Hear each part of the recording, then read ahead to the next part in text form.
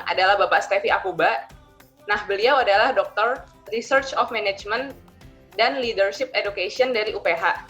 Dan beliau juga merupakan guru di beberapa sekolah nih, yaitu BBK Menabur, Bukit Sion, Springfield, sama Binus. Nah, mungkin udah pada nggak sabar nih, kita mulai aja workshopnya. Buat Pak Stevi, aku persilahkan. Halo semuanya, salam kenal. Saya Stevi. Saya mungkin akan pada hari ini pakai Nearpod ya untuk presentasi sekalian workshopnya. Jadi coba Bapak Ibu bisa pakai dua gadget gitu ya. Jadi bisa pakai laptop atau bisa dengan handphonenya. Nah, jadi nanti kalau misalnya cuma satu laptop aja bisa pakai Newton gitu. Oke, sebentar ya. Saya share linknya di chat. Oke.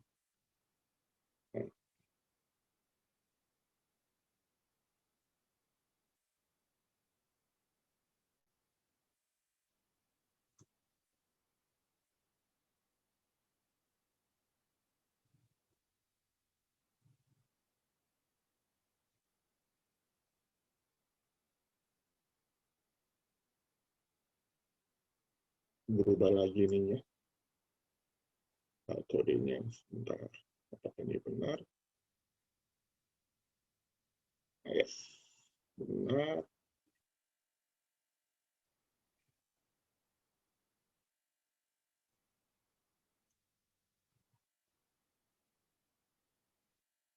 Baik, saya copy linknya. Saya taruh di chat.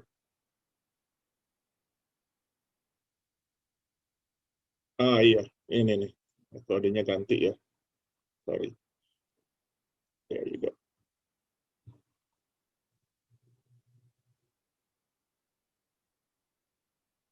Oke, sebenarnya sama aja. Apa yang Bapak Ibu lihat di Zoom ini sama apa yang Bapak Ibu lihat nanti di gadget. Sebenarnya di gadget nanti bisa buat apa namanya, buat interaksi. Jadi nggak cuma saya aja yang ngomong, Bapak Ibu juga bisa ngomong. Oke. Nah, sebelum kita mulai, tentu saja perkenalan dulu. Nama saya Stevi. Saya magister pendidikan dari UPH. Nah, ini dokternya lulus sebagai Bapak Ibu. Masih ongoing. Saya semester 4, lagi ngambil PhD di UPH. Doctor Research of Management di Education Leadership. Nah, saya sudah berapa kali mengajar di beberapa sekolah selama 12 tahun. Jadi sebenarnya kalau dibandingin Bapak Ibu, mungkin saya masih junior ya. Mungkin Bapak Ibu udah ada bertahun-tahun ngajar, saya masih junior lah, masih anak baru, 12 tahun. Kebanyakan saya ngajar di sekolah SPK atau sekolah yang apa ya, pakai kurikulum campuran gitu ya. Nggak tahu mereka sebutnya International School, National Plus, cuman sekarang kita sebutnya SPK, Satuan Pendidikan Kerjasama. Jadi dulu itu saya ngajar anak kelas 1 SD, sampai sekarang sudah ngajar SMP, bahkan sekarang sudah bantu bimbingan untuk yang master ya, untuk anak master, bimbingan informal saja. Nah, kenapa kebanyakan saya dalam tahun mengajar saya sebagai guru matematika. Awalnya saya tidak mau jadi guru matematika, Bapak Ibu. Jadi saya kebanyakan dulu ngajarnya lebih general. Nah, waktu itu saya ngawas UN, saya lupa tahun berapa itu ya. UN anak SD kan ada 3 ya, IPA, bahasa, sama matematika. Waktu saya ngawas IPA, bahasa itu kayak aman, tentram gitu. Tapi pas saya ngawas matematika, waduh, suasana mencekam. Bahkan sampai nangis. Waduh, sebab itu baru saya merasa, kenapa ya, ada mata pelajaran yang harusnya bisa membangun anak gitu kan, jadi malah menghancurkan gitu kan. Makanya itu saya fokus ngajar matematika. Saya lebih guru matematika, saya belajar dari nol, Bapak Ibu. Saya ngajar benar-benar dari nggak tahu apa-apa sampai sekarang saya bisa ngerti banyak gitu kan. Waduh, awal-awal Bapak Ibu ya, banyak orang tua komplain karena ya bukan guru baru, guru baru yang ngajar matematika gitu kan. Jadi ya udah. Oke, jadi kebanyakan saya ngajar di situ. Nah, sekarang waktunya mungkin kita bisa kenalan ya sama Bapak Ibu. Nah, kalau Bapak Ibu sudah gabung di Nearpod, bosnya perkenalkan diri Bapak Ibu, cantumkan nama dan biografi singkat dalam satu kalimat. Misalnya lagi ngajar di mana, tinggal di mana, gitu kan. Gitu. Jadi Bapak Ibu bisa langsung join aja interaktif, perkenalkan diri Bapak Ibu, langsung bisa post di board ini. Iya, coba ya, saya, iya, silakan Bapak Ibu. Oh, baru 8 orang yang gabung ya. Coba bisa klik linknya, ya bisa klik linknya di chat Bapak Ibu ya. Silakan silakan. Yuk, sembari saya nunggu, mungkin yang sudah join bisa langsung aja perkenalkan dirinya, cantum ibu siapa.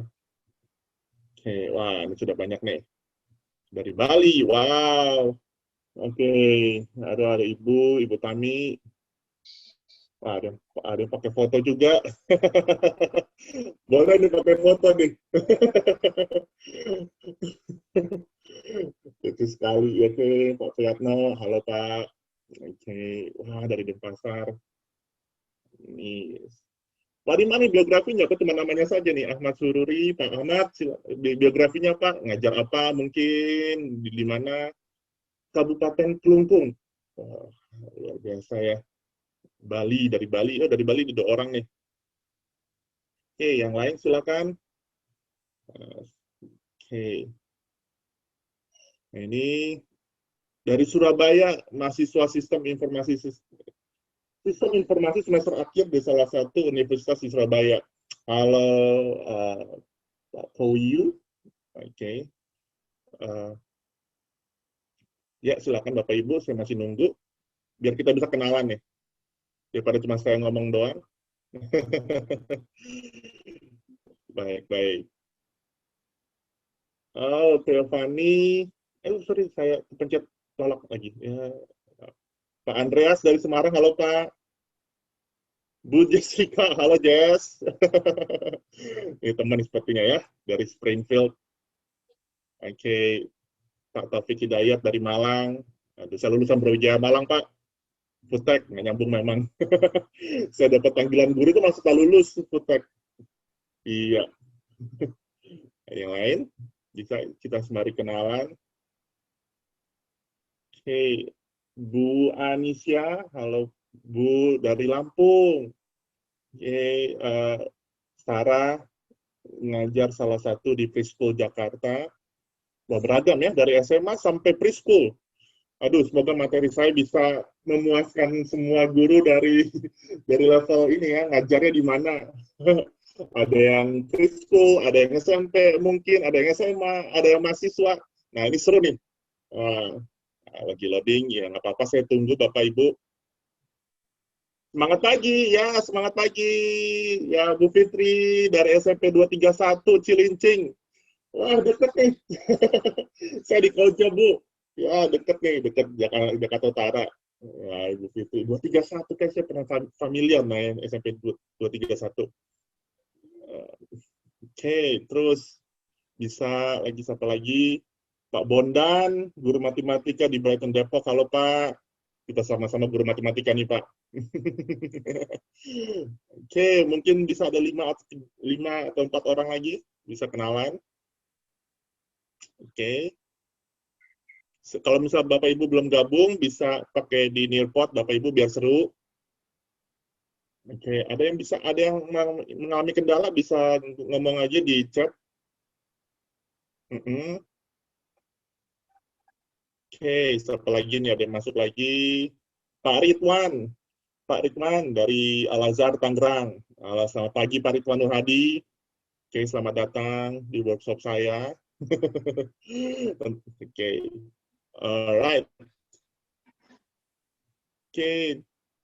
Cuma ya dia pakai. Bisa jadi ini namanya Nearpod. Sebetulnya sekolah saya menyediakan ini Nearpod. Saya nggak tahu ini gratis apa bayar. Coba Bapak Ibu coba aja. Ini lumayan membantu saya pas mengajar.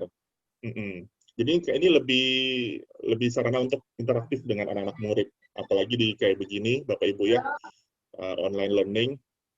Jadi saya banyak pakai Nearpod. Oke, alright. Apa-apa Pak Priyatno? Coba-coba pakai apa namanya, pakai image, nggak apa-apa. Walaupun salah kirim nggak apa-apa. Oke, saya rasa cukup ya. Saya langsung aja berikutnya. Oke, baik. Nah, saya akan mulai dengan kata mindset. Oke, mindset ini Bapak Ibu ya, itu adalah kumpulan pikiran dan kepercayaan dalam pikiran. Jadi kumpulan pikiran dalam pikiran yang membentuk pola perilaku. Jadi kebanyakan perilaku kita itu sebenarnya datangnya dari mindset. Oke, nah saya akan banyak ngomongin tentang ini Bapak Ibu. Kenapa ini penting? Karena kita bisa melihat perilaku anak murid kita, kalau misalnya dari SMP SMA itu udah mulai terbentuk ya. Kalau preschool itu biasanya baru mulai terbentuk. Oke, baik. Nah, terbentuknya mindset ini Bapak Ibu, kalau misal Bapak Ibu tahu ya, di otak kita itu kan ada sel-sel neuron, yang awal itu belum tersambung. Nah, dia kalau misalnya mau tersambung, dia akan mulai dengan berkomunikasi lebih dulu.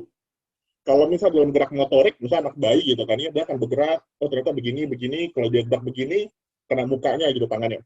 Nah, itu akan mulai berkomunikasi tuh. Dia akan nyadar, oh oke, kalau saya begini, tangan saya akan kena muka saya. Baik, baru dia akan mulai berpikir gitu kan. Sampai akhirnya dia akan menggerakkan tangan tanpa lagi mikir panjang gitu. Dia kan oh saya mau bergerakan tangan, atau saya mau berjalan, kaki ini dulu, baru kaki ini dulu. Itu kalau motorik Bapak Ibu. Nah, sama dengan mindset. Mindset itu awalnya adalah masih belum kuat. Misalnya ya, mindset bahwa saya akan bekerja dengan keras. Kalau misalnya dalam sesuatu yang terjepit, saya akan bekerja dengan keras. Nah, itu awalnya adalah belum respon otomatis sampai akhirnya menjadi otomatis ketika lagi terjepit, misalnya lagi dalam pressure, ada orang yang bisa kerja keras, ada orang yang bisa lari dari tanggung jawab. Nah, itu mindset Bapak Ibu. Nah, ini yang membuat kita berpikir bahwa ternyata banyak sekali mindset-mindset yang sudah terbentuk dan itu nggak bisa lepas Bapak Ibu. Jadi misal koneksi neuron terkoneksi itu nggak bisa lepas. Nah, kenapa orang bisa ganti mindset? Karena dia membentuk hubungan yang baru antar neuron yang baru gitu kan. Jadi misalnya neuron yang terbentuk gitu. Nah, dia akan bisa lepaskan ya. Cara bisa menggantinya adalah membuat hubungan yang baru, membangun mindset yang baru. Sampai akhirnya mindset yang baru tersebut lebih kuat daripada mindset yang lama. Sehingga mindset yang baru akan sebagai respon otomatisnya dia. Dulu misalnya ada masalah, dia kabur. Terus dia belajar. Dia ganti mindsetnya. Dia latih mindsetnya. Akhirnya ketika ada masalah, dia nggak lagi kabur, tapi dia hadapi. Nah, itu disebut respon otomatis. Mindset yang terbentuk selama lama, gitu kan, diperkuat dengan pikiran dan kepercayaan dia, akan menjadi respon otomatis. Oke. Nah, setiap kita itu unik Bapak Ibu. Jadi kalau misalnya kita mengajak anak-anak murid, kita pasti berpengalaman lah Bapak Ibu ya. Setiap anak itu unik, walaupun kembar dia pasti unik. Karena apa? Faktor genetika dari nature-nya dia, dari bawahnya dia, dan faktor lingkungan. Oke, faktor genetika, nature-nya dia, bawaan, DNA dari orang tua mereka, dan faktor lingkungan.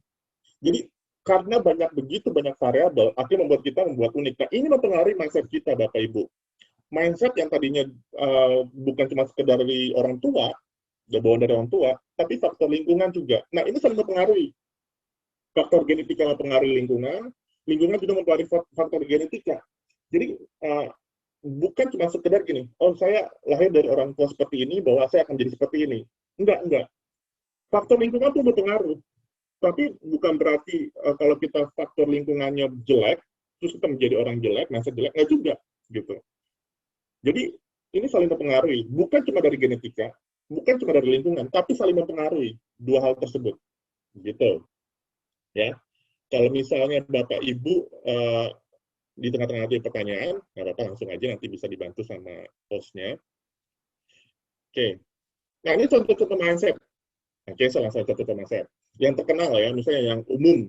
Misalnya guru itu sulit jadi kaya. Itu mindset kan ya. Pria tidak boleh nangis. Itu mindset Bapak Ibu. Kepercayaan yang yang sudah bertahun-tahun, akhirnya jadi otomatis ketika pria lagi sedang lagi masalah, lagi sedih gitu kan, nggak mau nangis, itu udah respon otomatis, itu udah mindset namanya. Oke, oke. Misalnya musik bukan bidang saya, kayak saya orang suka matematika, saya orang fisika, gitu kan, saya nggak suka itu, saya nggak bisa musik, gitu kan, nyanyi aja fales misalnya, itu juga mindset. Kalau misalnya ada murid juga saya harus banyak bertanya, saya tidak boleh gagal, mindset juga Marita itu harus dihormati. Sukses itu jadi terkenal. Orang lain harus paham dengan saya. Jangan percaya sama orang lain misalnya. Jangan gampang percaya sama orang lain. Itu juga mindset Bapak Ibu. Yang terbentuk dari lingkungan dan genetika. Jadi misalnya ada mindset Bapak Ibu yang terbentuk, coba Bapak pikir ada nggak sih mindset saya, gitu kan, yang mempengaruhi hidup saya sampai detik ini. Saya mau share nih mindset saya. Ini mindset saya yang saya pegang. Oke, lingkungan sekitar saya dapat membentuk mindset saya. Tapi bila saya mengubah mindset saya, lingkungan sekitar tidak akan berubah. Unik ini saya pegang berapa lama sekali ini membuat sampai saya di titik ini. Jadi saya nggak mau mengeluh dengan kondisi Bapak Ibu. Walaupun kondisi sekitar saya jelek, saya tetap bilang, wah saya baik-baik saja.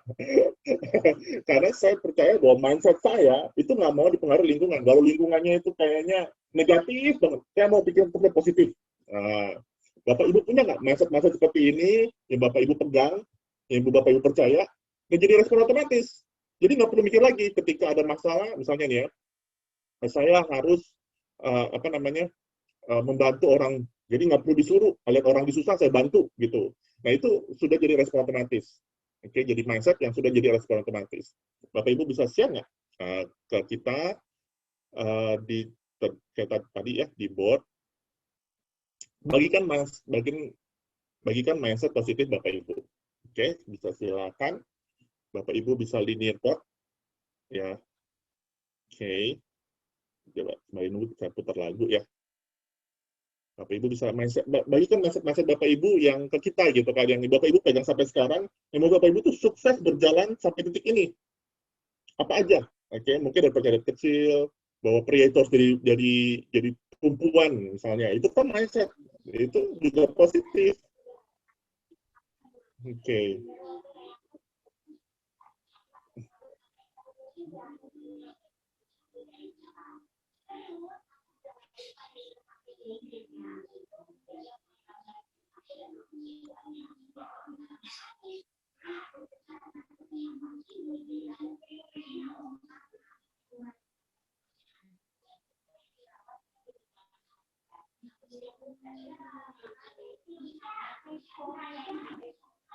Bisa ngetik Bapak Ibu di Nearpod. Sebentar ya. Saya bisa lihat dulu.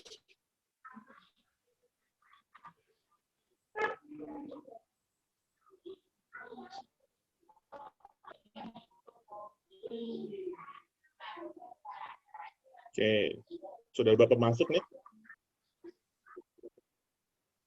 Wah, dari Bu Mulyati ini bagus nih. Oke. Live fast in the past. Yang sudah berlalu, biarlah berlalu, nggak usah dipikir-pikir lagi. Benar sekali nih, Bu Mulyawati, sorry. Pak Andreas sudah share. Ya, kalau pengen maju, ya harus selalu update belajar. Nah, ini luar biasa nih. Ayo Ibu Monita, saya berbuat baik. Nah, ini bagus nih. Coba saya bisa ini ya. Saya berbuat baik nih. Saya berbuat baik dan bersikap baik sebagai bentuk apa nih? Apakah ini potong atau gimana, Pak atau Ibu? Saya pasti bisa belajar hal-hal baru. Nah, ini udah sesuai ini dengan kelas saya ini. Pak Ridwan ini, aduh. Ini harus Bapak yang ngajar kita nih, Pak. Pak Ridwan. Oke, Bu Deborah, masalah yang saya hadapi tidak akan melebihi kekuatan saya. Ini mindset bagus nih, Bapak Ibu. Oke. Luar biasa ini. Nih, Bu Anisya, kalau ada pekerjaan tidak perlu disuruh, langsung dikerjakan. Nah, ini nih luar biasa. Kalau punya partner seperti ini tuh, seperti seperti seperti rezeki. punya partner seperti ini tuh luar biasa. Aduh. Oke, ada lagi Bapak Ibu? Baik hati Pak Priyatno, tidak menyombongkan diri dan mudah tersenyum. Bagus, bagus, bagus. Pak Ahmad Sururi, berusaha untuk mensyukuri setiap apa nih Pak? Waduh kepotong kayaknya. Ya, saya harus selalu bersyukur, saya harus selalu meminta belas kasihan kepada Allah Subhanahu wa taala. Dan apa nih Pak? Potong juga nih. Waduh, banyak yang potong ya. Aku bisa atau belum bisa, tapi bukan tidak bisa. Wah, ini luar biasa ini. Ini spiritnya ada sama nih. Ya, ya, ya. Ini saya suka ini dengan peserta hari ini ya. Wah, Bapak Ibu luar biasa loh. Dengan mengikuti workshop kayak gini di weekend, yang langsung bisa tidur, saya percaya nih udah orang-orang luar biasa nih. Masalah yang saya hadapi, yakin sudah ya, tadi Bu Deborah. Oke, Bapak Ibu yang belum bisa join, bisa kliknya link aja. Bisa dibantu share, yes. Coba saya baca di chat ada nggak? Life is all about now, not the past or future. Do your best now. Bu Makmi Pujastuti. Ya, luar biasa benar Bu. Hidup itu tentang sekarang, nih aja. Jadi do your best, nggak usah khawatir dengan masa depan dan masa lalu. Luar biasa nih. Iya, Bapak Ibu bisa ini saya tunggu lagi boleh? Saya sangat senang nih dengan masa-masa seperti ini nih. Saya merasa belajar hal baru nih. Oh, laptop bermasalah. Kalau laptop bermasalah bisa ketik aja Ibu Bu Eti Tawarni. Iya. Oke. Oke, bisa langsung dicat aja Ibu kalau ada masalah nggak apa-apa. Namanya juga online learning ya, seperti murid-murid juga lagi banyak kesalahan teknis. Kita sebagai guru harus berkreatif nih, nggak boleh strict.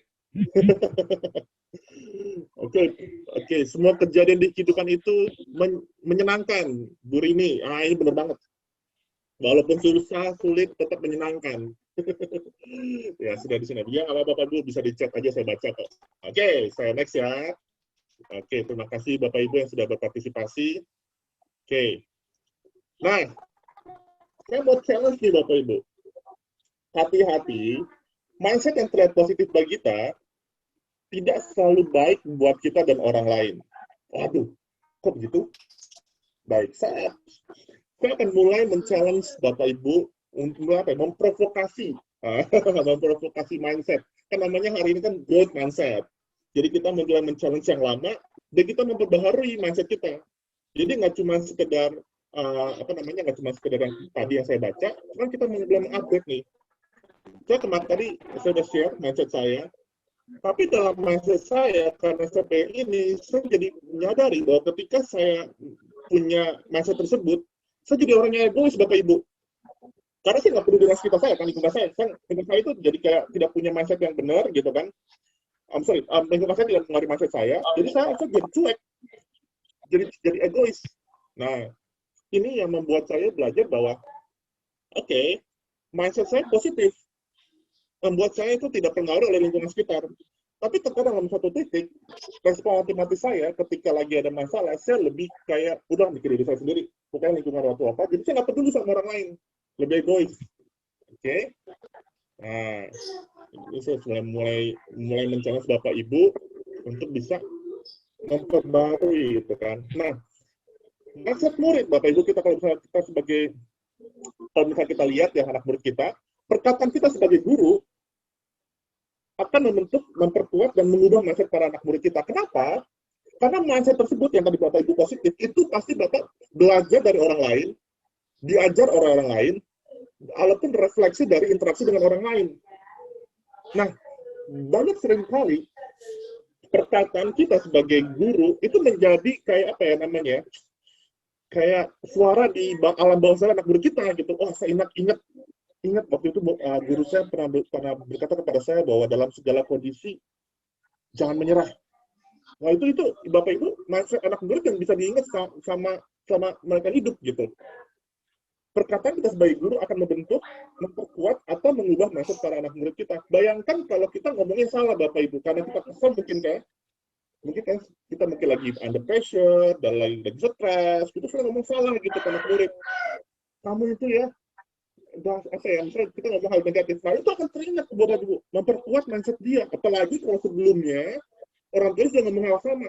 Kamu itu nggak jago matematika misalnya, kamu itu nggak bisa dalam makalah akademis. Kita ngomong begitu, orang tua ngomong begitu, makin kuat mindsetnya. Gitu. Jadi mindset yang kita sudah yang tadi Bapak Ibu punya itu juga terbentuk dan bisa diperkuat oleh perkataan kita, diri kita sendiri.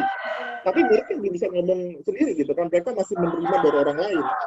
Nah, jadi perkataannya sebagai guru Bapak Ibu, kita harus hati-hati makanya. Karena ini akan membentuk dan mengubah mindset para murid kita. Banyak seringkali saya lihat orang-orang terkenal gitu ya, dia selalu mindset bahwa gurunya dulu tuh nggak percaya sama saya gitu kan. Saya akan buktikan bahwa guru saya salah gitu. Banyak sekali saya baca gitu. Karena apa? Karena perkataan guru sebagai orang terdekat itu membentuk mindset murid. Oke. Nah, ini saya akan share aja cepat aja. Ini namanya pembelajaran sosial emosional yang seringkali kita terlewat Bapak Ibu. Karena kita sebagai sekolah seringkali hanya fokus ke akademis, apalagi SMP SMA. SMP SMA sebagai guru SMP atau sebagai guru SMA, saya seringkali datang masuk ke Zoom meeting atau interaksi dengan anak-anak itu hanya soal transfer materi. Jadi belajar langsung kan matematika, kasih soal, interaksi, cuma tentang materi pelajaran. Nah itu seringkali terlewat oleh kita sebagai guru. Pembelajaran sosial emosional. Apalagi Bapak Ibu ya, di masa online learning ini, kita kehilangan ini. Biasa kalau misalnya di sekolah, kita bisa interaksi dengan anak kan. Mereka lagi di kantin, mereka lagi istirahat, kita bisa ngobrol sama mereka. Tapi karena online learning, kita hanya fokus ke transfer materi saja, transfer konten pembelajaran. Nah, sosial emosional ini yang seringkali kelewat. Kalau masuk dalam SEL, social emotional learning, Bapak Ibu, itu ada 5. Kesadaran diri, terus ada kesadaran sosial, kemampuan berelasi, kemampuan mengambil keputusan, dan manajemen diri. Oke. Nah, hal ini mereka belajar Bapak Ibu, kelima hal ini mereka belajar dari pembelajaran kelas. Apakah ini lingkaran ini ya, Bapak Ibu, lingkaran anak SMP dan SMA. Kalau misalnya lingkaran anak SD atau misalnya preschool, mungkin lingkaran paling dalamnya itu keluarga lingkungan. Karena mereka kebanyakan berinteraksi dengan keluarga lingkungan. Tetapi lingkaran ini berubah, Bapak Ibu, ketika mereka SMP dan SMA. Karena apa? Mereka sudah lebih banyak dipengaruhi sama peers mereka, dipengaruhi sama teman-teman mereka. Kalau pertumbuhan sosial, Bapak Ibu ya, kalau misalnya preschool atau SD itu lebih banyak dipengaruhi sama orang tua dan guru, ya kan? Nah, kalau sudah SMP dan SMA, itu dipengaruhi sama teman-teman mereka, teman-teman peers mereka. Makanya pembelajaran sosial emosional, kenapa kita banyak seringkali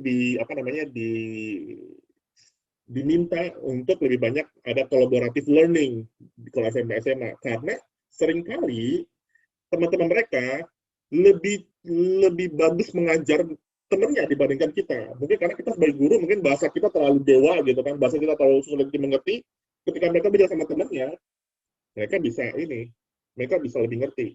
Nah, pembelajaran dalam kelas ini Bapak Ibu yang seringkali kita kelewat. Padahal kita sebagai guru yang berinteraksi dengan mereka punya kesempatan besar untuk memperkuat social emotional learning ke anak-anak. Gitu. Belajar mereka untuk kesadaran diri mereka, belajar untuk kesadaran sosial, gimana mereka bisa berinteraksi. Apalagi Bapak Ibu anak SMP SMA, mereka belum bisa bisa mengerti etika sosial. Seringkali kalau misalnya kita dealing dengan SMP SMA, mereka ngeselin gitu kan. Tapi mereka nggak bermaksud untuk bikin kita kesel. Enggak, karena mereka hanya belum berkembang sikap etika mereka dalam sosial yang sama kayak anak kita sebagai guru. Level kita untuk beretika sebagai guru beda dengan level mereka beretika sebagai murid. Itu mereka butuh belajar. Tapi karena kita selalu conjure emosi, kita sulit mengajarin mereka. Pak, saya guru matematika, gimana tidak belajar sosial emosional ke anak-anak? Lewat collaborative learning, Bapak Ibu, bukan cuma kita menilai atau ngajarin tentang matematika saja. Gimana dia berinteraksi? Bagaimana bisa menghormati pendapat orang lain? Bisa kalau misalnya ada temennya jawab salah, sudah dekin kan? Nah, Bapak Ibu bisa masuk tuh di situ, pelajaran sosial emosional. Bagaimana juga kesadaran sosial menghormati orang lain, atau kemampuan membangun relasi, atau kemampuan mengambil keputusan. Itu juga bisa lewat matematika, fisika, kimia, banyak Bapak Ibu. Jadi pembelajaran sosial emosional ini bisa terintegrasi dalam materi yang kita bawain, ataupun kita sebagai guru yang kita bawain ya. Bahkan guru komputer, bahkan seperti guru food and trades, ya, belajar masak atau apa gitu kan, bisa. Jadi karena mereka berinteraksi, lewat interaksi itu mereka bisa belajar. Oke, okay? Right. Nah, kemudian kelas ini ya sebagai mahasiswa manajemen risk manajemen Bapak Ibu, saya diwajibkan untuk biasanya untuk mencantumkan bukti-buktinya. Jadi biasa saya cantumkan ini dalam kurung, maksud itu adalah penelitian yang dilakukan oleh orang pada tahun yang tercantum. Oke, jadi kualitas hubungan dengan guru adalah salah satu faktor paling penting pada pencapaian akademis seorang murid. Ini menurut penelitian Bapak Ibu. Kalau misalnya kita sebagai guru tidak mempunyai hubungan yang baik dengan murid, ya kan, tidak mempelajari sosial emosional dengan baik ke murid, walaupun kita cakap mengajar, walaupun kita jago matematika, kita jago fisika, jago komputer, jago kimia, jago dalam materi yang kita punya, tapi kalau kita nggak punya hubungan dengan murid kita, mereka nggak akan belajar sosial emosional, Bapak Ibu. Oke, nah, Bapak Ibu, ini misalnya data atau informasi itu kan, itu adalah buku teks, ya buku teks atau apa gitu kan. Nah, itu bisa jadi knowledge yang saya tahu, yang Bapak Ibu pelajarin, itu kita butuh apa aja gitu kan medianya, bisa belajar dari YouTube, bisa belajar dari internet, bisa belajar dari mana aja gitu. Tapi kalau knowledge menjadi karakter, misalnya saya belajar bahwa saya tidak boleh gampang menyerah.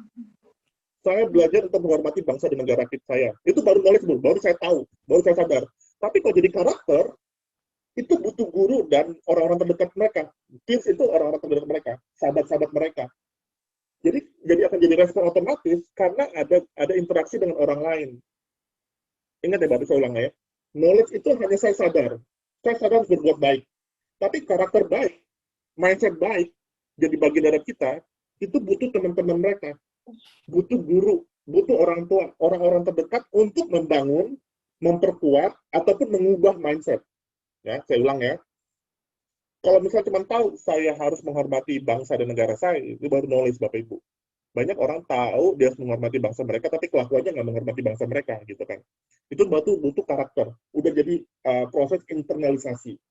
Nah, jadi jangan apa ya, apalagi online learning Bapak ini ya Bapak Ibu ya. Seringkali kita kelewat nih social emotional learning. Kita lewat bangun hubungan dengan anak murid. Jadi Bapak Ibu lewat ini, walaupun saya topiknya growth mindset, karena growth mindset itu bagian dari social emosional. Oke. Nah ini yang saya bilang tadi kan, murid tidak bisa belajar di guru yang tidak memiliki hubungan dengan mereka. Ini sesuai dengan teori social culture Vygotsky. Pembelajaran dimulai dari interaksi sosial, interaksi dengan lingkungan mereka. Bandura juga ngomong hal yang sama. Oke, great teaching is about connection, Bapak Ibu. Dan SEL itu ada, ini sekarang yang saya tadi, ini data dari, baru diambil ya sama UNICEF dan CIMSA, baru ini bulan lalu. Jadi karena lingkarannya berubah, Bapak Ibu, tadinya dia lebih banyak di kelas sama guru, nah berubah sekarang sama orang tua. 30% anak kita, Bu, Bapak Ibu, Indonesia ya, itu tertekan oleh orang tua. Bayangkan, kenapa? Karena sekarang lingkaran dalam mereka itu orang tua, bukan lagi guru sama murid sama teman-teman mereka, gitu, ya. Oke, nah ini 4 area kunci pelajaran sosial emosional, growth mindset yang saya akan ajarin sekarang, yang saya akan share sekarang. Saya juga lihat banyak Bapak Ibu yang ikut ini, itu memilih growth mindset, sudah terbukti. Kenapa? Karena walaupun sekarang lagi weekend, akhir pekan, ya kan, mau belajar. Nah, itu udah ciri-ciri punya growth mindset, Bapak Ibu. Efikasi diri, manajemen diri, dan kesadaran sosial. Nah, saya akan lebih banyak bahas ke growth mindset. Baik. Nah, Bapak Ibu bisa share ke saya apa sih yang Bapak Ibu tahu tentang growth mindset? Ini sudah hal yang umum Bapak Ibu. Boleh dong Bapak Ibu bisa share ke saya, apa sih Bapak Ibu tahu tentang growth mindset? Bisa di-share saja. Sebentar ya.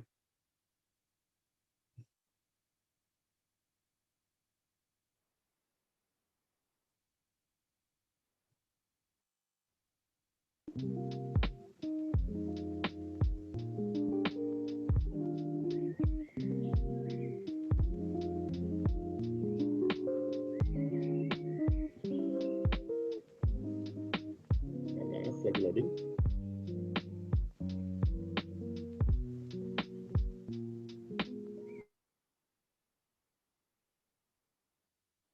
Kalau belum bisa lihat report Bapak Ibu, bisa pakai chat aja di chat. Apa sih Bapak Ibu tahu tentang growth mindset? Pasti Bapak Ibu udah pernah dengar tentang growth mindset.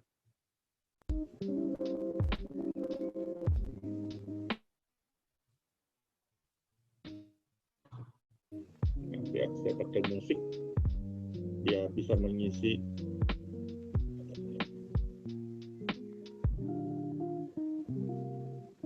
Nah, ini dia. Terima kasih Bapak Ibu yang sudah berkontribusi, partisipasi. Banyak nih jawaban-jawaban bagus nih. Bu Fitri, kemampuan dan kecerdasan dapat dikembangkan dengan upaya pembelajaran ketekunan. Benar sekali, benar-benar. Ibu Ana, cara berpikir positif, mengambil keputusan dengan jernih. Ya, Ibu Monita, berpikir terbuka, open minded untuk menemukan perubahan. Terima kasih. Oke. Bu Rini, pola pikir yang bertumbuh dengan melatih diri. Benar banget.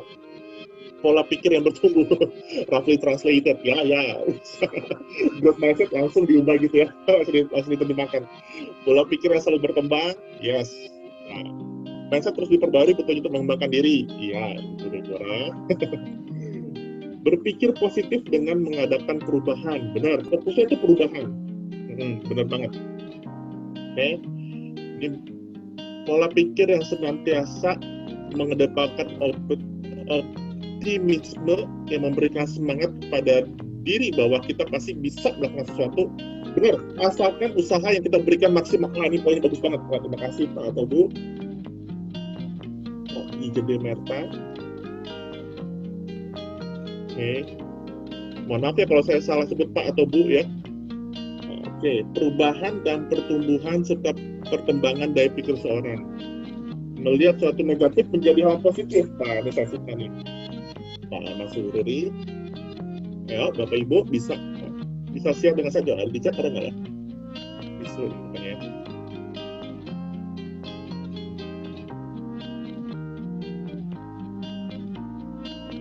Bisa ada di chat kan? Masih chat banyak nih. Oke. Perubahan dan pertumbuhan serta perkembangan. Ya, Bapak Ibu kan nggak bisa di mute.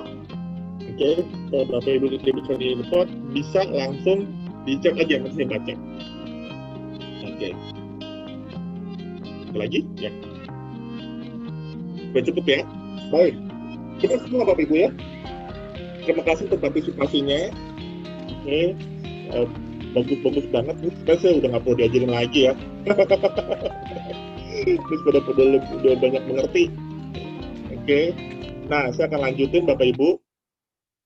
Jadi benar, seperti Bapak Ibu yang sudah sampaikan, jadi kalau misalnya, ini saya cuma mengutip, apa ya, kita sebut aja apa kata ahli. Apa kata ahli ya. Jadi kalau misalnya growth mindset itu Bapak Ibu, adalah pola pikir yang percaya bahwa talenta atau kemampuan bukanlah sekedar didapat dari lahir, tetapi sesuatu yang mampu dikembangkan dalam jangka waktu tertentu. Nah, saya bilang jangka waktu tertentu gini Bapak Ibu. Kemampuan setiap orang untuk belajar itu beda-beda. Yang lambat bukan berarti dia tidak bisa. Yang cepat belum tentu dia juga dia lebih bertalenta. Gitu. Ya, jadi setiap orang itu akan bertumbuh tergantung pola pikirnya dia.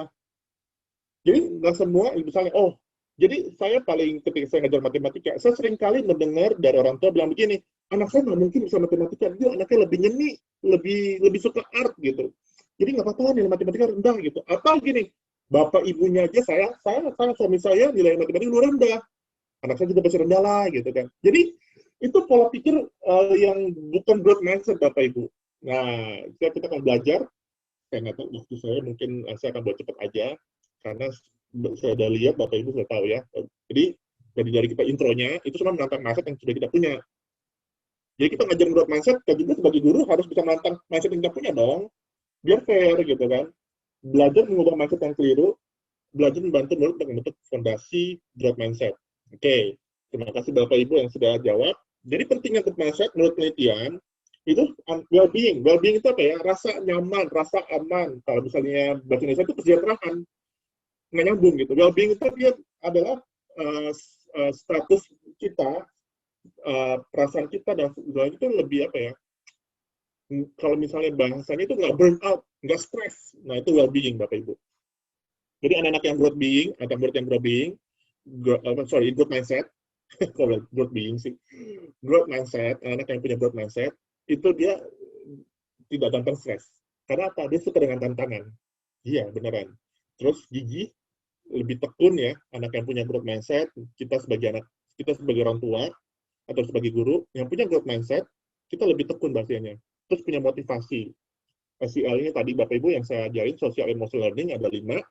Jadi anak-anak yang punya growth mindset itu biasanya bisa manage diri dengan baik, bisa aware dengan lingkungan mereka, aware dengan kemampuan mereka.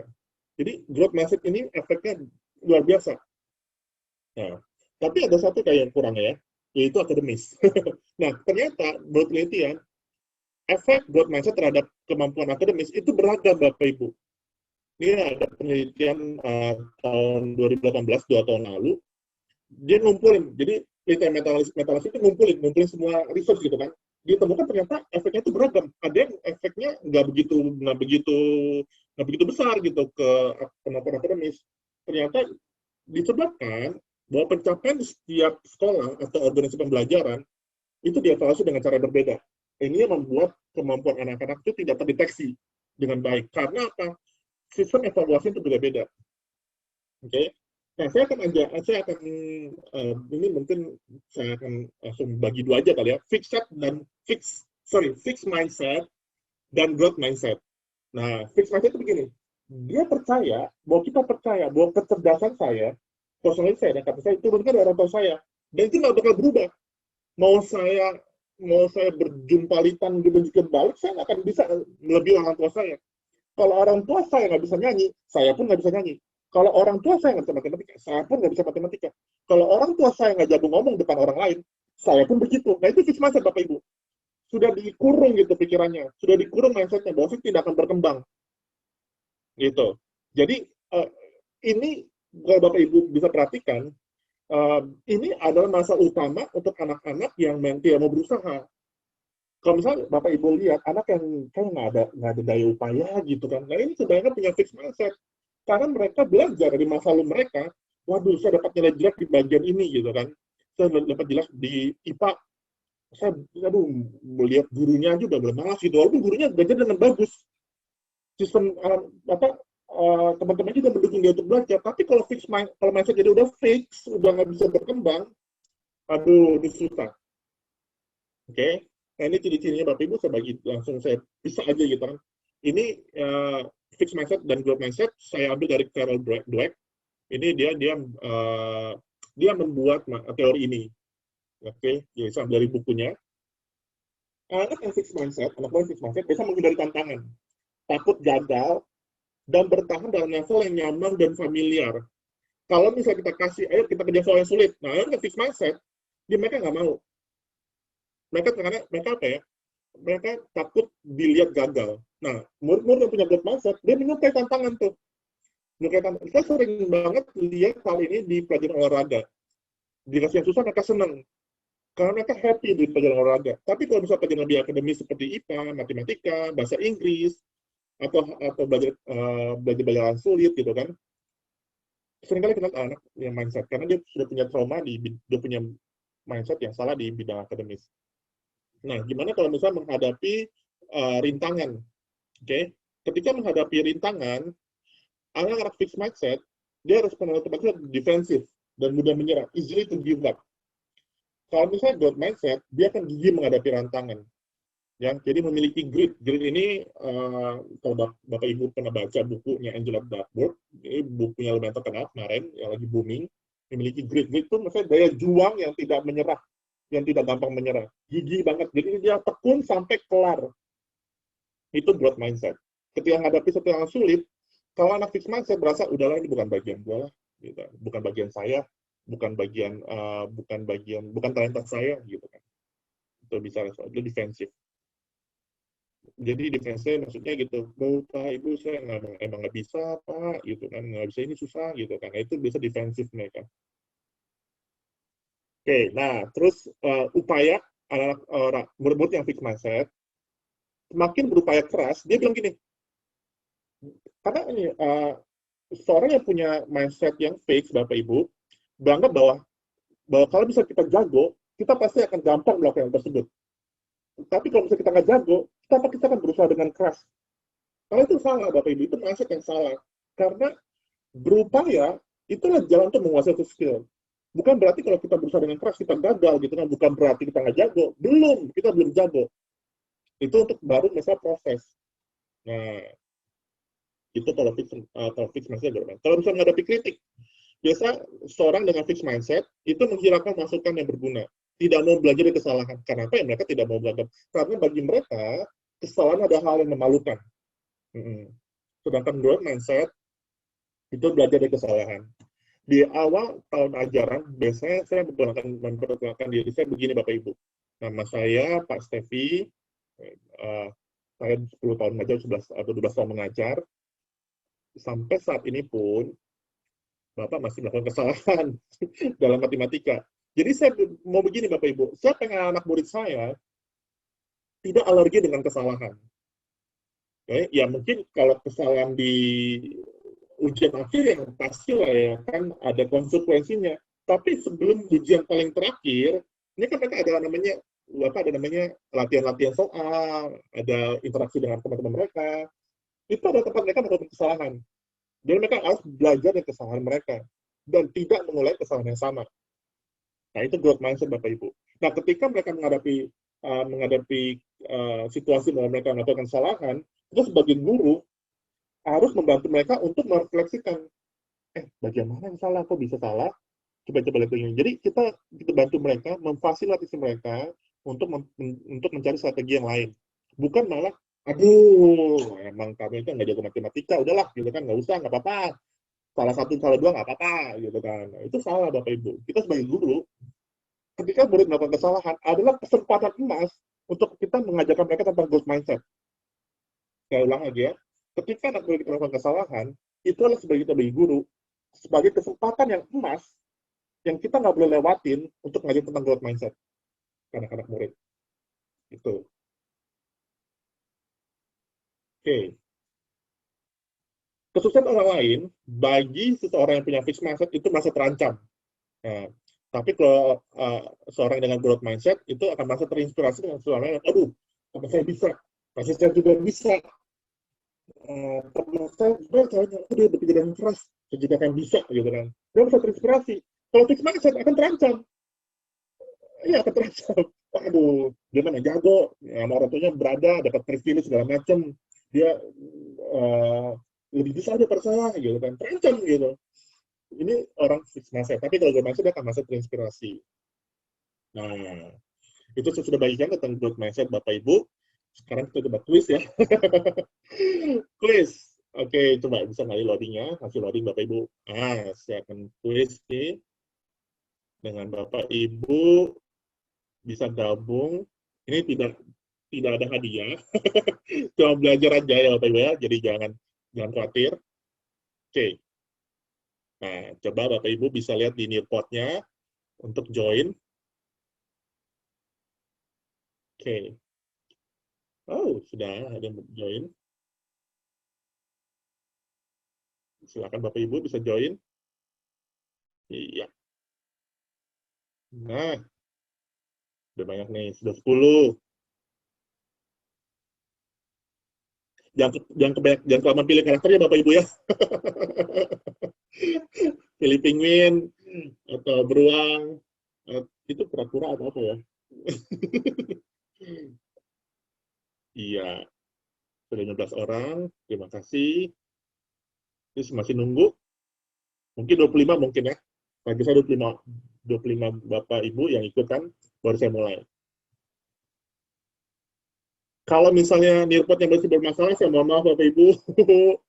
Belum nggak bisa ikutan. Oke. Jadi ini pertanyaan tentang mindset Bapak Ibu ya. Coba Bapak Ibu lihat. Kalau Bapak Ibu baca dengan baik-baik statementnya, apakah ini statement orang yang memiliki fixed mindset atau growth mindset?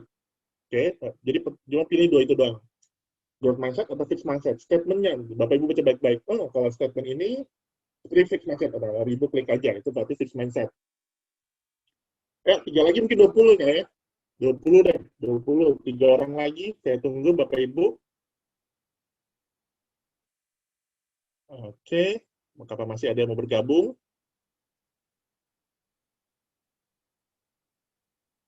Saya mulai aja kali ya.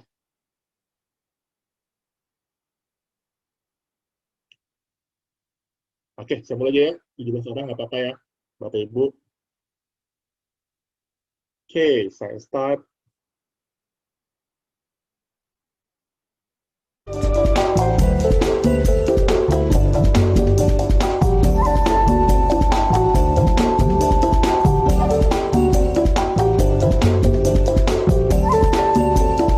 Statement pertama, oh, Ibu Debuka luar biasa.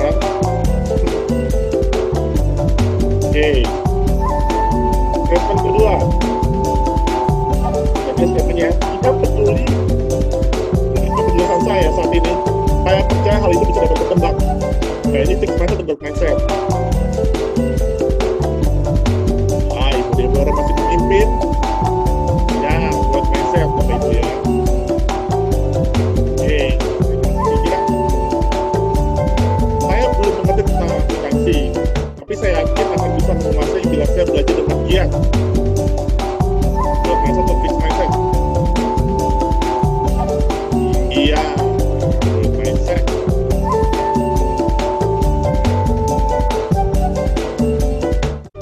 Saya ada pribadi yang unik, saya tidak bisa berbuat banyak untuk karakter dan kemampuan saya. Fixed mindset membuat saya siap. Dan saya masih memimpin.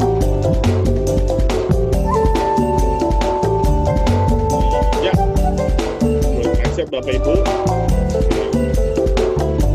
Berikutnya, matematika hanya kayak jago menghitung. Fixed mindset atau growth mindset?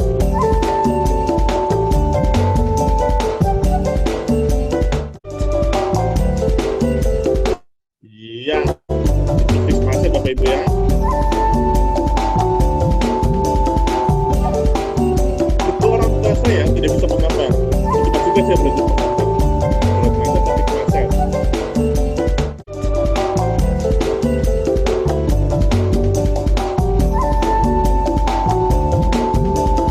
Iya, itu fixed mindset Bapak Ibu ya.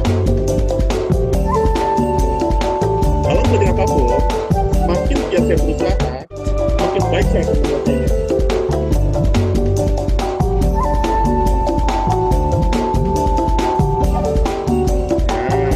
Itu juga mindset.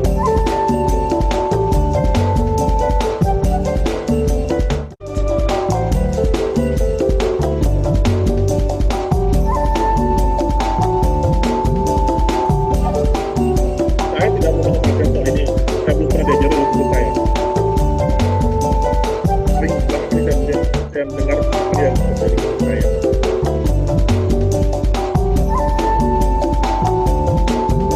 Ya, itu juga fixed mindset. Terima kasih Ibu Deborah, Ibu Anisha, Ibu Ibu, Bapak Ibu. Jessica, terima kasih Bapak Ibu yang sudah berpartisipasi. Tidak ada kami Ibu Deborah yang maaf. Nah, tadi tentang definisi teori-teorinya. Sekarang kita masuk ke prakteknya Bapak Ibu. Nah, sampai titik ini Kalau ada pertanyaan atau ini boleh silakan Bapak Ibu ya. Nanti nggak apa-apa, saya sudah sepakat dengan host bahwa kalau misalnya ada pertanyaan saya boleh diinstruksi. Jadi kita lebih interaktif aja Bapak Ibu ya. Oke. Nah, ini strategi mengajar Bapak Ibu untuk meningkatkan growth mindset pada siswa, meningkatkan atau mengubah mindset mereka ya. Jadi kalau misalnya anak murid masih gampang lah ya, masih dirubah gitu. Kalau misalnya orang tua susah. Oke, nah yang pertama saya akan share dulu.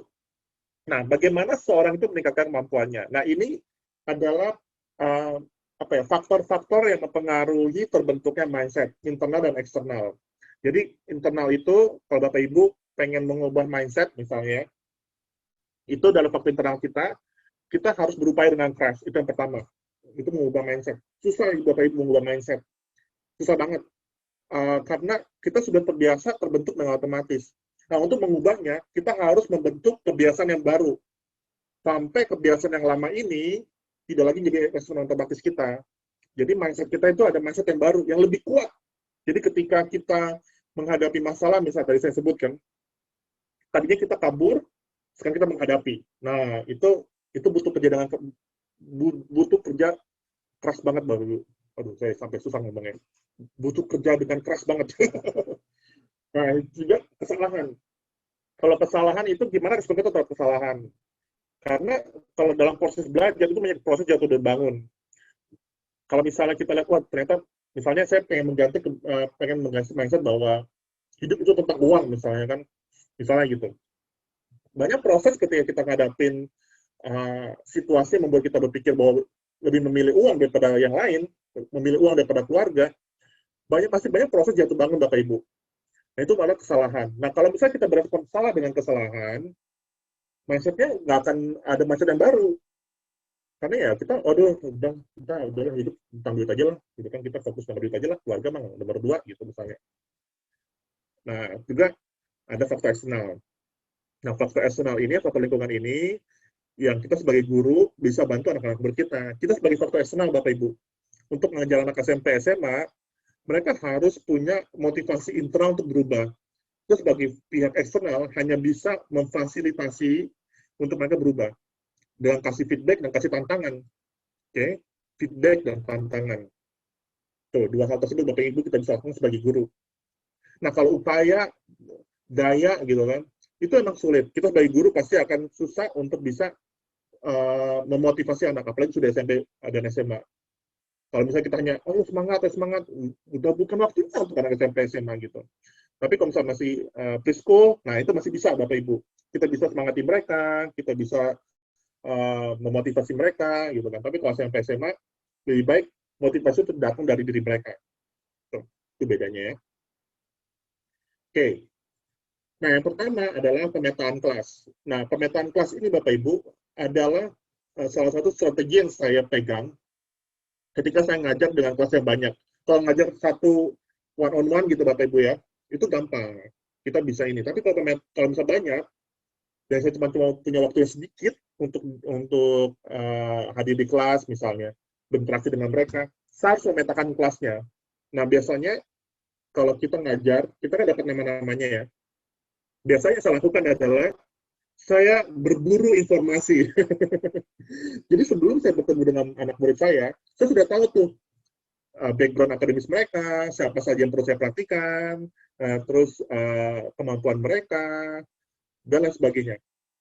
Bisa dapat dari mana? Bisa dapat dari guru sebelumnya, atau bisa dapat dari data yang tertulis misalnya. Kalau misalnya di sekolah gitu ada sistem bahwa guru-guru sebelumnya tulis gitu kan tentang komentar tentang anak sebelumnya, itu bisa saya baca. Yang sulit adalah ketika ada pindahan. Nah, itu saya butuh ketemu sama anaknya, bahwa saya bisa interview. Ini penting banget Bapak Ibu. Jadi kita harus menggali latar belakang anak murid kita lewat interview, tadi saya sebutkan. Jadi bisa ke muridnya langsung, ke guru sebelumnya, dan orang tua. Ini penting. Nah, itu bisa kolektif. Nah, biasanya kalau misalnya saya ngajar banyak kelas, misalnya sebagai guru subjek, misalkan bukan guru wali kelas, kita kan bisa ngajar kelas paralel ya. Bisa ngajar kelas 7, kelas 1 SMP, kelas 2 SMP, jadi banyak gitu kan. Nah, biasa strategi saya pakai kayak kuesioner gitu, pakai Google Form, atau pakai apa gitu kan. saya kasih kuesioner mereka. Jadi misalnya saya ngajar fisika. Jadi saya akan tanya ke anak murid kan, menurut kalian apa sih fisika itu? Kenapa fisika itu kalian anggap sulit misalnya? Dan kalian punya nggak sih apa ya, kenangan-kenangan atau memori yang baik tentang pelajaran fisika atau pelajaran IPA gitu, atau malah pengalaman buruk. Nah, itu kalian bisa share, tulis dengan panjang atau mereka bisa kalau misalkan dengan bahasa mereka gitu. Nah, ini saya sangat membantu saya, hal tersebut sangat membantu saya untuk bisa apa namanya menggali informasi tentang anak murid saya. Itu juga data informasi akademis, Bapak Ibu, dari raport, hasil ujian, atau catatan konselor, atau guru BK. Nah, ini juga ada personality test. Nah, MBTI, Bapak Ibu bisa lihat di internet ya, banyak ya. Personality test, MBTI, DISC, itu dominan intim cermat, saya lupa apa itu ya. Terus juga belajar visual, audio, kinestetik, ataupun observasi. Jadi kita observe mereka gitu kan. Kita duduk, jadi misalnya Bapak Ibu ada waktu luang, misalnya lagi tidak ngajar, nah kelas tersebut lagi ada pelajaran lain. Kita duduk aja gitu, atau kita masuk ke Zoom meeting-nya mereka. Kita lihat interaksi mereka gimana sih, apakah mereka lebih pendiam, apakah mereka aktif atau pasif. Kenapa ini penting untuk growth mindset? Karena kalau kita ngomongin pertumbuhan Bapak Ibu, berarti kita harus tahu titik awalnya anak-anak kita gimana. Kalau kita pengen mereka kita bertumbuh, kita harus tahu start mereka dari mana, posisi mereka di mana sekarang, apakah mereka masih kurang ini, masih kurang itu, gitu. Nah, tapi Pak, saya ngajar ratusan anak murid, maka saya bilang di awal, kolektif aja. Jadi kenapa kita mau memetakan kelas? Jadi kita bisa fokus kepada anak-anak yang bisa kita bantu, ya Bapak Ibu ya. Nggak mungkin dalam satu tahun ajaran kita ngajar ratusan murid, terus semuanya gitu bisa maksimal kita bantu. Waduh, itu bisa jadi, tapi ya itu sedikit mustahil. Kita harus realistis saja, gitu. Kita harus lihat realistis saja. Kita sebagai guru, kita bisa bekerja sama dengan guru yang lain, bagaimana bisa membantu anak murid kita.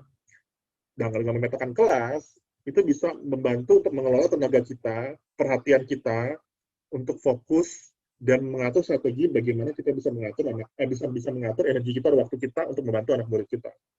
Gitu ya Bapak Ibu ya. Oke.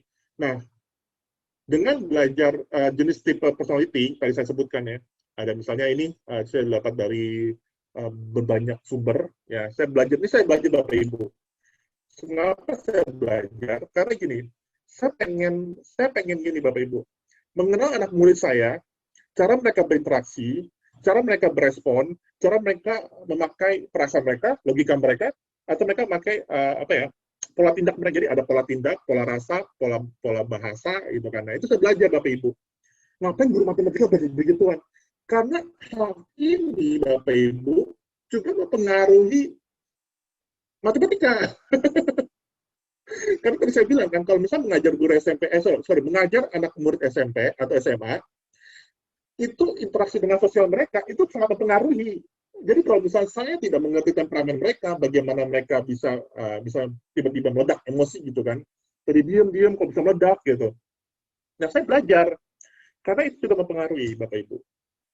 Oke, ini Bapak Ibu bisa belajar. Mungkin sudah ada yang familiar dengan hal ini kan, introvert, extrovert. Jadi misalnya Bapak Ibu lihat ya, ada anak pendiam, bukan berarti pemalu loh Bapak Ibu.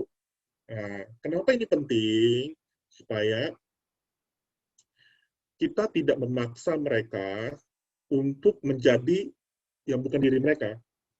Nah, dengan apa dia tipe personality, temperamen, atau karakter, nah kita akan membuka perspektif kita, Bapak Ibu, untuk tidak memaksa mengubah tipe karakter murid yang unik dalam mendorong pertumbuhan mereka. Jadi, seringkali saya melihat bahwa ketika kita sebagai orang tua atau sebagai guru melihat bahwa kok anak ini pendiam, terus kita pengen mengubah dia jadi orang yang rame misalnya, jadi orang yang bisa bukan diri mereka gitu. Bapak Ibu, ada anak murid yang pintar sangat mengobservasi. Dia mikir dulu baru bertindak. Ada anak murid yang dia bertindak dulu baru mikir. Nah, ini kan karakter, personality gitu. Kita nggak bisa maksain loh Bapak Ibu untuk mengubah yang bukan diri mereka gitu. Jadi apa yang kita bisa lakukan? Kita maksimalkan maksimalkan apa yang mereka punya. Itu bukan mengubah mereka, Bapak Ibu ya. Setiap orang itu unik. Nah, kalau kita ngomong growth mindset, ya benar kita bisa bertumbuh, bisa berkembang secara karakter, tetapi Bapak Ibu, kalau kita mengubah karakter mereka, kita sama saja terlalu naif gitu. Jadi kita pengen mengubah anak murid kita tanpa kita tahu, tanpa kita mengenal mereka gitu. Jadi kita bisa merancang pembelajaran sesuai dengan tipe karakter mereka. Kalau misalnya terlalu banyak, misalnya menurut pemetaan kelas, ternyata di kelas ini lebih banyak yang introvert misalnya. Nah, gimana kita bisa merancang strategi pembelajaran yang lebih membuat anak introvert itu belajar dengan efektif. Mungkin dengan peer kecil gitu kan ya, mungkin dengan kolaboratif. Nah, kalau misalnya kita pemetaan kelas, ternyata banyak anak kita statik. Ya udah, berarti kita bikin pembelajaran kelasnya yang lebih banyak hands-on learning gitu, yang banyak aktivitas yang yang bisa di sense dengan panca indera mereka. Kalau visual, banyak visual gitu kan. Nah, ini makanya jadi masalah ya kalau misalnya online learning. Kehilangan ininya, Bapak Ibu, kehilangan kesempatan mereka untuk belajar sesuai dengan karakter mereka. Biasanya ini butuh kreativitas guru-guru supaya bisa membuat atau merancang pembelajaran sesuai dengan karakter anak murid mereka. Oke. Nah, cara murid belajar sama pentingnya dengan apa yang murid pelajari. Ini sangat saya pegang banget sebagai guru SMP, apalagi sebagai guru SMP, guru SMA, saya bilangkan lebih fokus materi-materi aja gitu. Tapi kita lupa dengan cara murid belajar. Cara murid belajar itu penting, Bu. Jadi kita bukan cuma sekedar deliver materi doang, kasih materi, tapi kita lupa untuk mengenal cara mereka belajar seperti apa. Nah, ini yang kedua. Tadi pertama, tahu titik awal di mana, kita mapping kelas kita petakan kelas kita, supaya kita tahu titik awal di mana. Ini yang kedua, Bapak Ibu, mengelola feedback. Feedback itu masukan atau input dari kita. Nah, banyak masukan dari guru atau ternyata menghancurkan anak murid. Walaupun kita tidak punya niat untuk menghancurkan mereka, tapi karena kita nggak mengerti, nah ini yang bikin kita biasanya malah menghancurkan mereka. Nah, ini hasil penelitian dari Colombek. Saya cerita dulu, Bapak Ibu ya, hasil penelitian ini. Jadi ada dua kelompok anak murid yang sama levelnya. Nah, yang yang yang keduanya itu diberi tes yang sama di awal ya, Bapak Ibu. Tes dengan kesulitan yang sama, jumlah yang sama.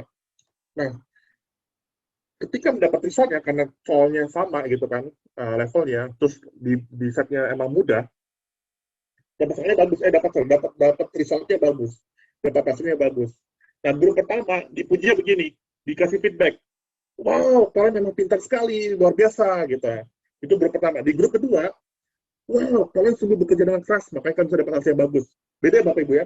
Yang satu memuji karakter yang atribut mereka sebagai yang pintar gitu kan. Yang kedua dipuji adalah prosesnya.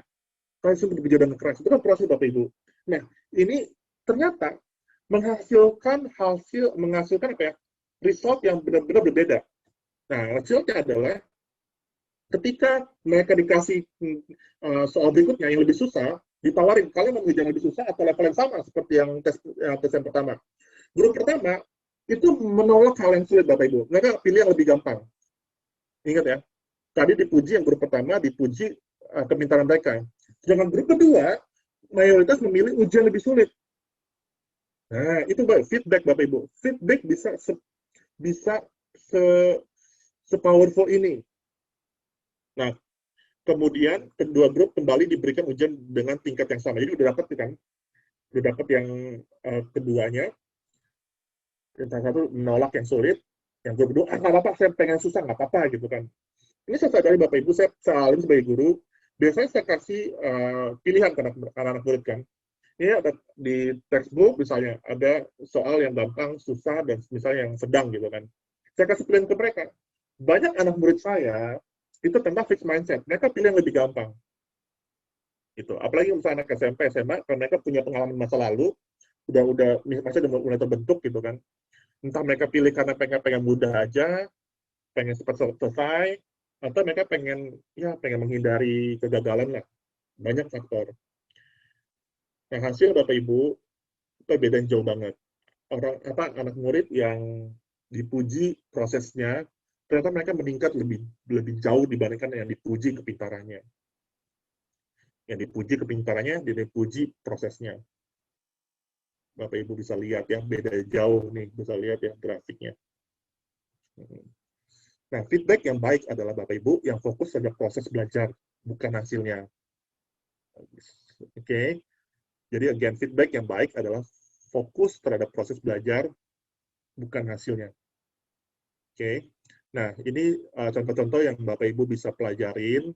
Misalnya kan, wah kamu memang sangat pintar di matematika. Ini sering kita ucapin. Saya pun sering ucapin gitu kan. Tapi bisa belajar. Ternyata itu bisa menghancurkan mereka gitu. Ya, saya ganti dengan Bapak suka dengan segi kamu menyelesaikan soal matematika ini. Kan lebih ke proses gitu yang saya puji.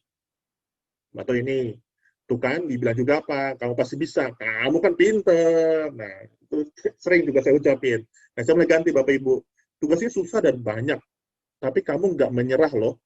Sampai kamu benar-benar menyelesaikan tugas ini. Luar biasa. Wah, itu saya puji prosesnya Bapak Ibu. Atau ini, yang gampang misalnya kan, anak-anak yang pinter biasanya kan dapat 100 terus tuh. Wah, kerjaan bagus, kamu dapat 100 tanpa usaha yang keras. Yang juga ternyata bisa mempengaruhi fixed mindset. Saya ganti, oke, supaya terlalu mudah ya buat kamu ya. Coba soal yang lebih menantang supaya kamu bisa pergi sesuatu. Nah, dikasih lebih menantang Bapak Ibu. Kalau udah pintar, maka saya menantang. Nggak apa-apa. Atau ini, ya sudahlah, kalau misalnya buat anak-anak yang gagal mulu Bapak Ibu, yang biasanya kalau bisa ujian tuh remedial mulu, gitu kan. Nah ini ya sudahlah, memang ada orang yang tidak jago di matematika, atau di fisika, atau di mana gitu kan, atau di bahasa Indonesia misalnya. Jadi nggak perlu khawatir lah, emang semua orang nggak bisa ini ya. Nah ganti Bapak Ibu. Saya sangat menghargai usaha kamu loh, Bapak sangat menghargai usaha kamu. Sekarang kita coba bersama-sama yuk, dan cari tahu bagian mana yang kamu belum paham. Nah ini Bapak Ibu, feedback. Ya, ini pemengaruh loh Bapak Ibu, untuk anak-anak murid kita. Dan saya sudah praktekin, dan itu sangat berpengaruh. Anak yang tadinya nggak suka matematika, Bapak Ibu, saya ganti feedback gantinya, saya feedback saya gitu kan, saya ganti input saya dengan hal beginian, itu sangat mempengaruhi mereka. Oke, nah juga ini dengan pertanyaan misalnya. Jadi good mindset bisa dibentuk pertanyaan, misalnya, apa sih langkah yang kamu ambil sehingga kamu bisa menyelesaikan tugas ini? Apa strategi lain yang dapat kamu gunakan untuk menyelesaikan tugas ini? Jadi lebih ke men-trigger atau memprovokasi proses belajar mereka, cara mereka belajar. Atau feedback-feedback lain seperti ini, wah konsep ini akan menantang untuk dipelajari ya.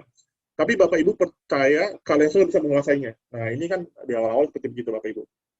Atau feedback seperti, kamu memang belum menangkap hal ini. Misalnya ada anak yang sulit menangkap ya kan. Tapi kalau kamu mengerti, tapi kalau berusaha dengan keras, kamu akan mengerti. Oke, ini feedback contoh Bapak Ibu bisa lihat aja, nanti saya akan bagikan. Dan juga self-talk. Nah, anak murid juga perlu belajar tentang self-talk. Itu adalah ngomong dalam diri mereka sendiri ya. Itu kan kita banyak ya self-talk ya.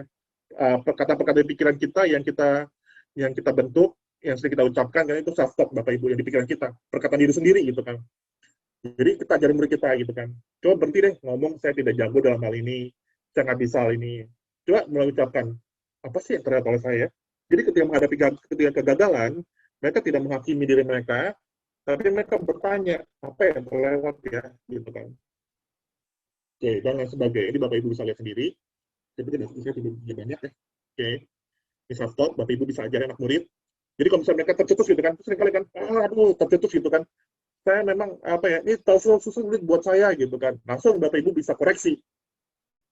Ini menantang, emang butuh waktu lama lebih, emang butuh waktu lebih lama saja, gitu. Ini saya sering salah ucapkan, ya karena biasa Bapak Ibu ya, kalau misalnya guru bilingual begini Bapak Ibu sering salah ucap, ada perpindahan kode di dalam otak saya gitu. Oke, atau ini Bapak Ibu, kalau misalnya anak murid tercetus kan, aduh saya kesel banget deh ngomong kesalahan. Aduh sering sekali Bapak Ibu anak SMP Bapak Ibu ya, saya ngajar SMP, mereka tuh kalau misalnya tidak terima hasil salah gitu ya, aduh mereka bisa menjudge diri mereka itu, menghakimi diri mereka itu down banget, motivasi mereka benar down ketika mereka ini, apalagi orang tua udah nuntut kan, oh kamu dapat 100 segini, dapat 90 minimal gitu, itu mereka down banget. Nah kita ajarin tadi kan, kesalahan itu bisa bantu kamu belajar. Nggak usah khawatir. Ayo, coba lihat mana yang kamu salah. Gitu kan. Itu butuh kita untuk butuh guru untuk membantu mereka untuk melihat. Karena seringkali mereka lihat, oh, cuma dapat 50, udah mereka buang ke tasnya. Padahal kita kasih masukan tuh. Mana yang salah, mana ini kan. Biasanya guru gitu kan. Ini salah, ini salah. Tapi anak gue karena melihat udah angka 50, mereka udah nggak mau belajar dari kesalahan. Itu butuh mindset, Bapak Ibu. Mindset yang benar. Ya. Ini juga bentuk self-talk yang lain. Oke. Nah, yang terakhir dari saya, itu mereformasi assessment. Assessment itu evaluasi belajar, ujian atau tes. Nah, tadi di awal Bapak Ibu ya, bahwa ternyata penelitian menemukan bahwa growth mindset itu beragam efeknya terhadap prestasi belajar. Ternyata dilihat setiap sekolah itu mempunyai bentuk asesmen yang berbeda-beda. Banyak banget asesmen yang salah Bapak Ibu, yang itu malah menghancurkan growth mindset kita dan anak buah kita juga. Oke, saya kasih contoh ya Bapak Ibu ya. Terhadap ada dua tipe evaluasi belajar. Yang pertama itu formative assessment dan summative assessment. Ini kalau sebagai guru udah sering lah yang materi ini gitu. Nah, formative assessment itu gini Bapak Ibu. Kalau yang belum mengerti, formative assessment itu fungsinya adalah untuk meningkatkan kualitas, memberikan feedback. Nah, kalau summative itu kasih nilai, jadi udah terakhir banget gitu kan. Jadi pas dibagi hasilnya, kalau masih bisa dikoreksi, anak masih bisa belajar, itu sebut formatif. Tapi kalau misalnya anak sudah nggak bisa belajar, udah nggak bisa diubah, dan misalnya kan nilai ujian masuk sekolah misalnya, atau masuk universitas, itu summative test. Kalau dapat hasilnya, kita nggak tahu salahnya di mana, kita nggak yang tahu kita hasilnya lulus apa nggak lulus, itu summative test. Kalau formative test, bisa kan latihan-latihan soal, anak bisa belajar, oh ternyata salah di sini, jadi mereka belajar lagi. Mereka lihat, oh ternyata saya masih belum mengerti di bagian ini, materi ini, mereka akan belajar lagi. Itu formative test. Fungsinya emang untuk meningkatkan kualitas. Kalau summative test, itu menguji kualitas akhir. Nah, tipe evaluasi banyak, Bapak bisa tanya jawab, bisa rubrik, bisa project kelompok, dan lain sebagainya. Formative test. Ya. Jadi mereka bisa ada waktu untuk bisa melihat bahwa ternyata ya saya butuh belajar di bagian ini. Oh, ini saya sudah ngerti. Oh, ini saya juga udah ngerti. Tapi ini belum nih. Masih salah. Kenapa ya? Salahnya di mana ya? Nah, itu formative test. Oke. Nah, saya misalnya kasih contoh ya. Contoh kasus. Ada 3 murid misalnya. Reza. Di term pertama, Reza dapat 98 rata-rata. Term kedua 100. Term 3 99. Term 4 99. Putri dapatnya 40, 58, 64, 79. Kalau Tiara 78, 60, 76, 92. Nah, menurut Bapak Ibu, siapa nih yang mendapatkan, misalnya Bapak Ibu adalah guru mereka, udah pengen bikin, apa ya, motivasi mereka, kasih hadiah atau apa gitu kan. Kira-kira siapa yang dapat guru terbaik? Bapak Ibu bisa lihat di Nilpot, kira-kira siapa? Reza, Putri, atau Tiara? Nah, Bapak Ibu bisa pilih. Kira-kira Bapak Ibu milih siapa? Oke. Putri. Oke. Sementara Putri memimpin. Oke. Reza mulai menyusul. Nggak ada yang pilih Tiara.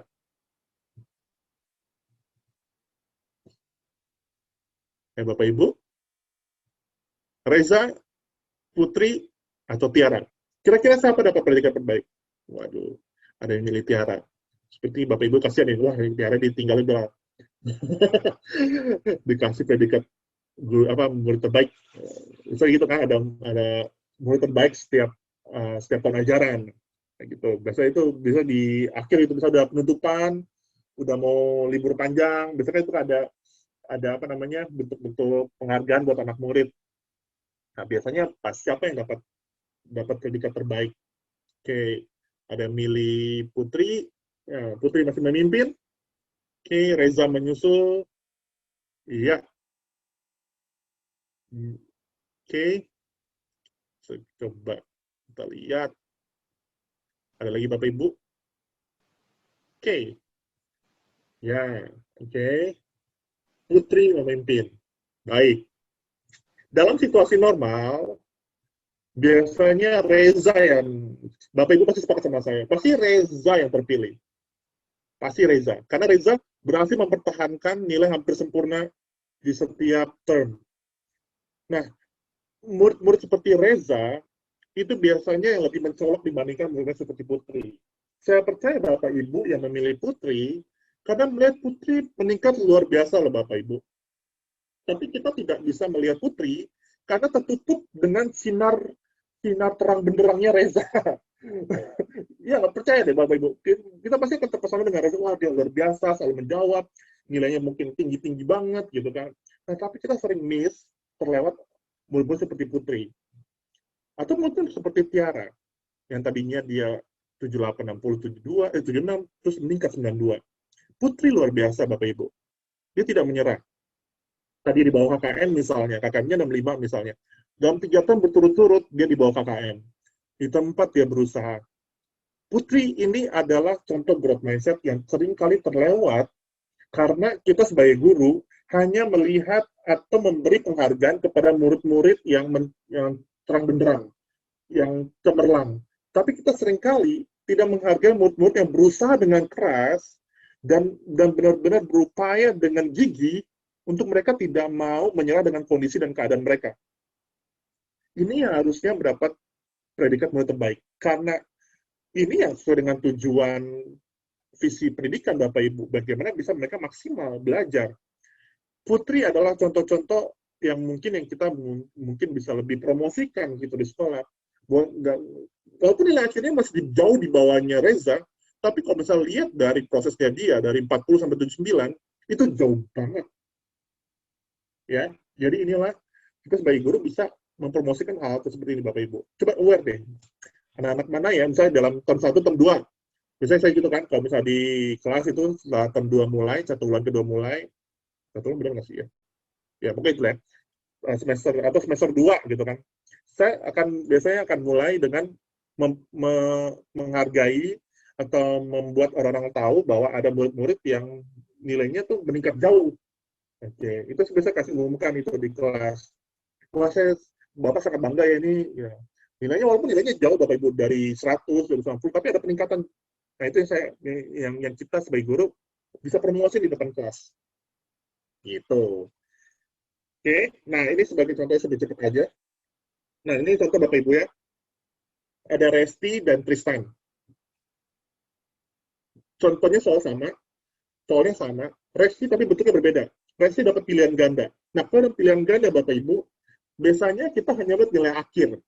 Oke. Nah, Tristan itu bentuk isian dengan menunjukkan langkah pengerjaan. Jadi ada langkah pengerjaannya. Biasanya pilihan ganda, setiap nilai dapat 1 atau 0 gitu kan. Nggak ada pilihan di tengah-tengah, atau 2 atau 0, atau 10 atau 0. Pokoknya kalau benar ya dapat nilai, kalau salah ya nggak dapat nilai gitu kan. Nah, kalau isian, biasanya proses pun akan dinilai. Benar nggak Bapak Ibu? Nah, bayangkan, Resti dan Tristan prosesnya sama, salahnya juga sama Bapak Ibu. Ini salah Bapak Ibu ya. Karena Resti dan Tristan tidak melibatkan negatifnya nih, harusnya ada negatif terakhir. Jawabannya adalah A. Nah, Resti dapat 0. Tristan masih dapat poin. Misalnya nilai ini 4, poin total 4 gitu kan. Jadi Tristan masih mungkin dapat 3 poin dari 4 poin. Atau dapat 2 gitu lah. Saya nggak tahu gitu kan gimana guru-guru beda-beda. Cuman intinya adalah Tristan dapat poin, Resti nggak dapat poin.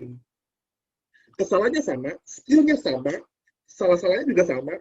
Cuman Resti nggak dapat poin, Tristan dapat poin. Bapak Ibu mungkin melihat, oh iya, apa ini? Percaya Bapak Ibu, seperti ini Bapak Ibu sangat ngefek ke anak-anak, sangat berdampak buat anak-anak. Anak-anak bisa belajar dari kesalahan mereka atau tidak belajar dari kesalahan mereka, tergantung kita bentuk asas mereka gimana, mengevaluasi mereka gimana. Tristan masih bisa belajar dari kesalahannya. Oh, ternyata kalau positif dibagi sama negatif, hasilnya tetap negatif.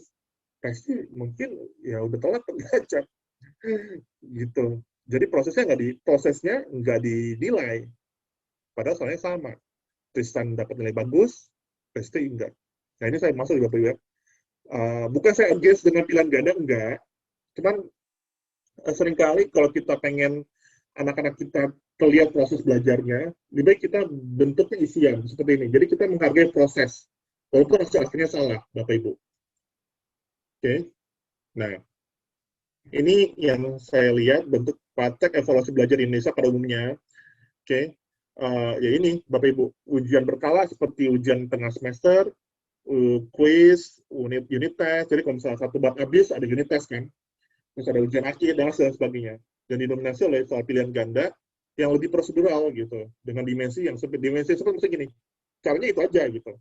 Kalau misalnya nggak pakai cara ini ya salah gitu, atau harus jawabannya ini gitu. Kalau misalnya di luar ini ya salah. Jadi tidak melihat ada strategi-strategi lain atau pendekatan-pendekatan lain yang dipakai oleh siswa. Nah, tadi yang saya bilang kesalahan kecil dan kesalahan yang signifikan itu memiliki konsekuensi yang sama gitu. Dan misalnya terus kayak tadi misalnya Resti salahnya di sini ya udah pada salah kecil Bapak Ibu ya. Salah B. Ada anak-anak juga yang salah di situ juga B gitu kan. Padahal Resti lebih bisa daripada yang lain, cuma karena bentuk begini, bentuk asesmen seperti ini tidak terlihat gitu. Nah, terus ini bentuk praktek evaluasi belajar growth mindset Bapak Ibu. Jurnalnya maksudnya gini, jurnal itu lebih banyak refleksi. Contohnya seperti akhir pelajaran ya, karena kita tahu evaluasi belajarnya ada berdasarkan goal-nya, objektifnya mereka, setiap babnya ada tujuan-tujuannya. Mereka jurnal gitu, apa aja ya. Oh, saya nggak bisa ini. Jadi lebih banyak menulis, self-reflection mereka. Terus progress check. Progress check maksudnya gini, oh, kan dijabarin itu biasa tujuan setiap bab tuh ada kan ya, di buku teks itu pasti banyak, atau di lesson plan kita ada kan ya, tujuan pembelajaran, atau tujuan objektif dari bab ini misalnya apa, itu ada banyak tuh. Akhirnya bisa dikasih itu aja, dilihat, oh saya nggak bisa yang ini nih, tujuan pertama nih belum bisa nih, oh tujuan kedua saya udah bisa nih, saya udah bisa. Nah itu progress check Bapak Ibu. Terus feedback, misalnya ada kasih feedback kan, itu bisa. Atau portofolio itu misalnya pekerjaan-pekerjaan mereka taruh gitu.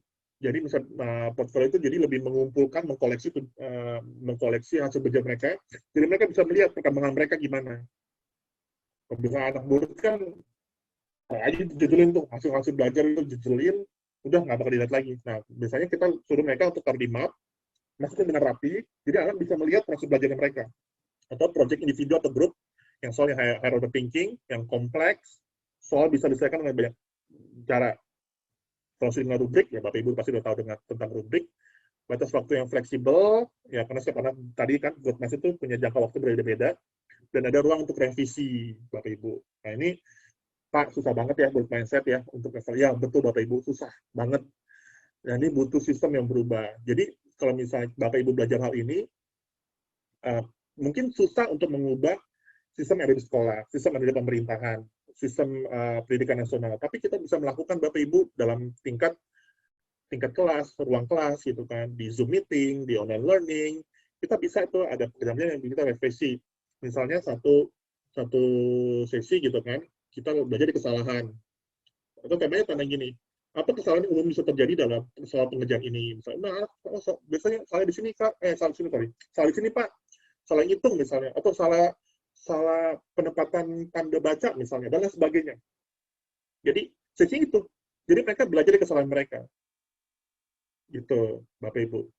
Ini contoh-contoh, saya juga kasih contoh ini, contoh rubrik evaluasi mandiri atau self-assessment. Ini saya bisa bikin sendiri, biasanya kayak kasih mereka untuk bisa refleksi gitu kan. Misalnya yaitu kualitasnya sudah melampaui belum, sudah memenuhi, atau mendekati. Jadi 3 ya, biasanya melampaui, memenuhi, mendekati. Sudah mendekati dengan ekspektasi saya. Kalau sudah memenuhi, ini sudah memenuhi semua kriteria-kriteria sudah, atau melampaui. Ini adalah rubrik evaluasi mandiri. Banyak di internet Bapak Ibu, kamu bikin sendiri juga bisa. Jadi Bapak Ibu bisa mengajarkan anak-anak untuk bisa mengevaluasi diri mereka masing-masing. Susah, saya tahu. Tapi at least setidaknya kita bisa sebagai guru benar-benar tahu apa yang bisa kita kerjakan. Tadi dengan titik awalnya di mana, kita kasih feedback yang benar, terus kita evaluasi dengan benar. 3 tahapan Bapak Ibu ya. Kita tahu titik anak di mana, mereka ada di posisi mana, kita kasih feedback yang benar, dan kita evaluasi dengan benar. Begitu. Oke, itu saja dari saya. Nah, saya tutup dengan begini Bapak Ibu. jauh lebih mudah. Saya tahu susah, tadi kan saya, kok susah banget ya Pak Stevia untuk bikinnya. Saya tahu susah, saya pun belajar untuk bertahun-tahun Bapak Ibu. Jadi ini saya sedang meletakkan fondasi ke Bapak Ibu untuk bisa bagaimana mengubah mindset, karena tidak bisa mengubah mindset hanya dengan satu sesi workshop. Tapi Bapak Ibu perhatikan dengan baik-baik bahwa jauh lebih mudah untuk membentuk mindset yang benar pada anak daripada mengubah mindset yang salah pada orang dewasa. Kita masih punya kesempatan Bapak Ibu untuk membantu murid kita untuk membentuk mindset yang benar, mengubah mindset yang salah. Kalau udah tua, seperti kita, ini sudah sulit Bapak Ibu.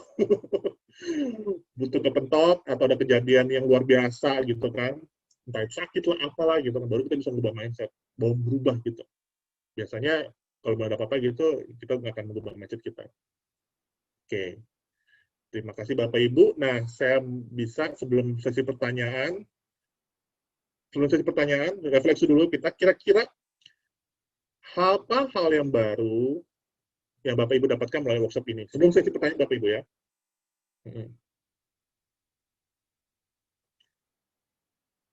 Coba Bapak Ibu bisa share ke kita apa sih hal yang baru atau Ibu dapatkan melalui workshop ini. Semoga Ibu Bapak Ibu bisa belajar hal yang baru, membentuk fondasi yang benar, bagaimana kita mengerti tentang mindset.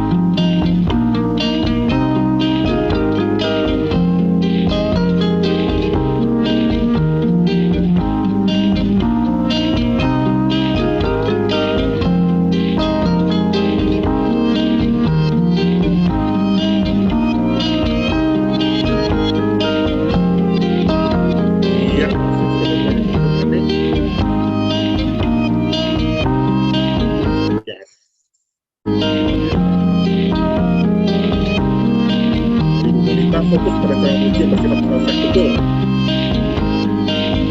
Bagaimana memberikan feedback ke murid? Ya, kalau memberikan feedback ada terus bisa berkembang. Lebih menghargai proses ketimbang hasil, benar sekali tarik. Banyak hal menghargai proses. Terima kasih Pak ya, Bapak yang mendapatkan ilmu yang baru dalam hal menggunakan siswa. Terima kasih. Semoga bermanfaat Pak Priyanto. Saya menjadi tidak tahu memberikan feedback itu bagaimana sampai memberikan feedback ya. Feedback itu sangat powerful Bapak Ibu. Oke, merubah mindset anak didik kita jauh lebih berharga. Ya. Cara belajar bagaimana menyusun rubrik asesmen mandiri untuk mindset. Ya, rubrik mindset itu sangat bagus Bapak Ibu. Karena jelas itu kan banyak detail. Jadi anak-anak bisa lihat, oh ternyata kalau bisa kriteria saya melampaui seperti ini ya, kalau bisa memenuhi oh seperti ini. Kalau saya belum masih mendekati, oh saya tahu apa yang mesti perbaiki. Oke, feedback. Ya, perlu diperhatikan kembali. Seringkali kita maksudnya nggak jahat Bapak Ibu. Feedback kita baik, wah kamu pintar memuji kan, tapi ternyata itu malah membuat mereka jadi pengen terlihat baik. Karena mereka, oh saya pengen terlihat pintar supaya dapat pujian. Akhirnya mereka tidak mau gagal. Akhirnya tidak mau bersalah hal yang baru, tidak mau men-challenge diri mereka. Okay. Yes. Ya benar, mengajarkan saya benar banget. Jadi penerapan growth mindset sebelum dilatih kepada peserta didik, saya kasih like ya. Pada peserta didik, sebagai pengajar juga perlu banyak berlatih kembali. Benar. Ini saya sebelum mengajar anak murid, saya belajar dulu buat diri saya sendiri. Jadi saya sebagai guru itu merasa aman Bapak Ibu untuk jadi diri saya sendiri. Sebelumnya, saya merasa insecure banget Bapak Ibu. Nggak mau ngakui kesalahan depan murid. Wah, kalau misalnya bersalah, saya stres banget. Cuma setelah saya belajar tentang growth mindset, sekarang melalui kesalahan saya belajar gitu kan. Nah itu susah buat anak-anak saya. Cara mengubah mindset siswa menghindari atau perkataan negatif pada siswa. Benar Ibu Fitri. Dapat masuk dalam evaluasi pembelajaran, yes. Aplikasi baru, Jadi tahu juga cara memberi pujian yang fokus pada proses. Thank you, sir. Ibu Deborah. Oke, terima kasih, terima kasih. Sekarang coba saya uh, sesi mungkin pertanyaan kalau kembalikan kepada host. Terima kasih Bapak Ibu. Silakan kembalikan kepada host.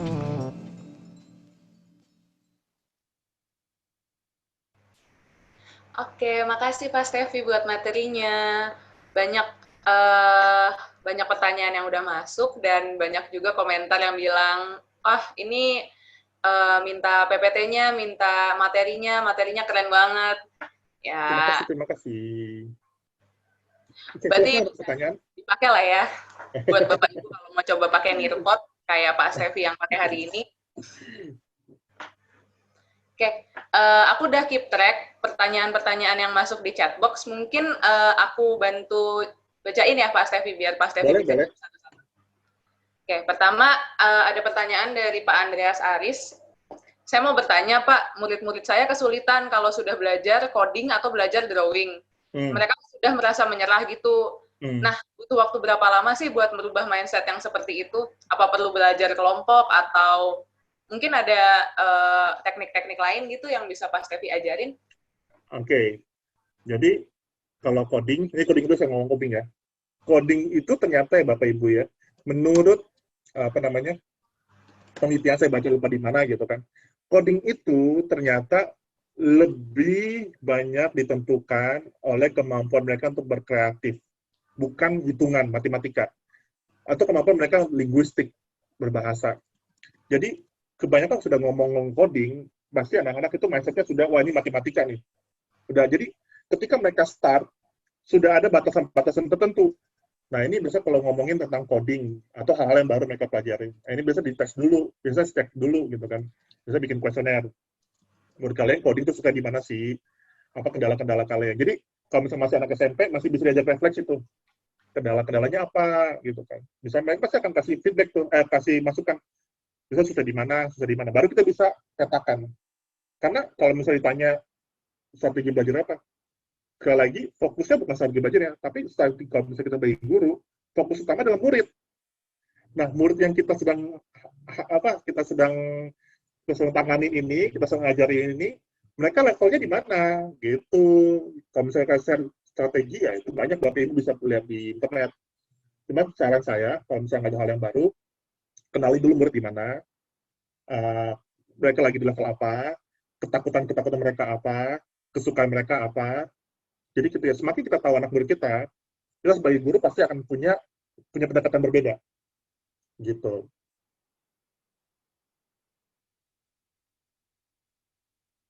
Semoga menjawab. Ya, makasih Pak Stevi buat jawabannya. Mungkin udah cukup menjawab ya buat Pak Ya. Andreas. Terus ada lagi nih dari Bu Monita, personality test apa yang sering Pak Stevi pakai atau mungkin ada yang Pak Stevi rekomendasikan nih buat tadi kan ada mengenal pemetaan murid. Hmm. Jadi kalau pemetaan murid, saya paling sering pakai itu namanya Bapak Ibu ya, MBTI. Kalau misalnya Bapak Ibu pakai MBTI, itu biasanya ada tuh yang singkat-singkat. Bisa saya isi aja seluruh anak isi tes di linknya gitu, isi. Ada buat anak-anak juga. Atau foto karakter. Ini foto karakter emang kayak merek. Cuma foto karakter juga oke. Kayak misalnya Bapak Ibu mungkin familiar nggak sih dengan merah, kuning, hijau, ungu, itu kan warna-warna gitu kan. Itu ada Bapak Ibu, itu saya pelajarin. Atau lewat observasi, misalnya kalau misalnya saya tahu persoalan itu saya pelajarin karena sering sering diskusi dengan para guru tentang personalitas. Jadi saya lihat aja dengan observasi saja, saya tahu tipe personality anak saya gimana. Jadi semakin sering kita diskusi dengan atau semakin sering banyak baca, terus tes sendiri, bisa melihat oh ternyata dengan level. Jadi saya nggak perlu anak saya untuk ngisi, saya tahu tipe anak saya gimana. Yang paling sering sih yang paling berguna itu dua aja, Bapak Ibu. Biasanya sih introvert, extrovert. Dengan dua itu sudah cukup biasanya gitu.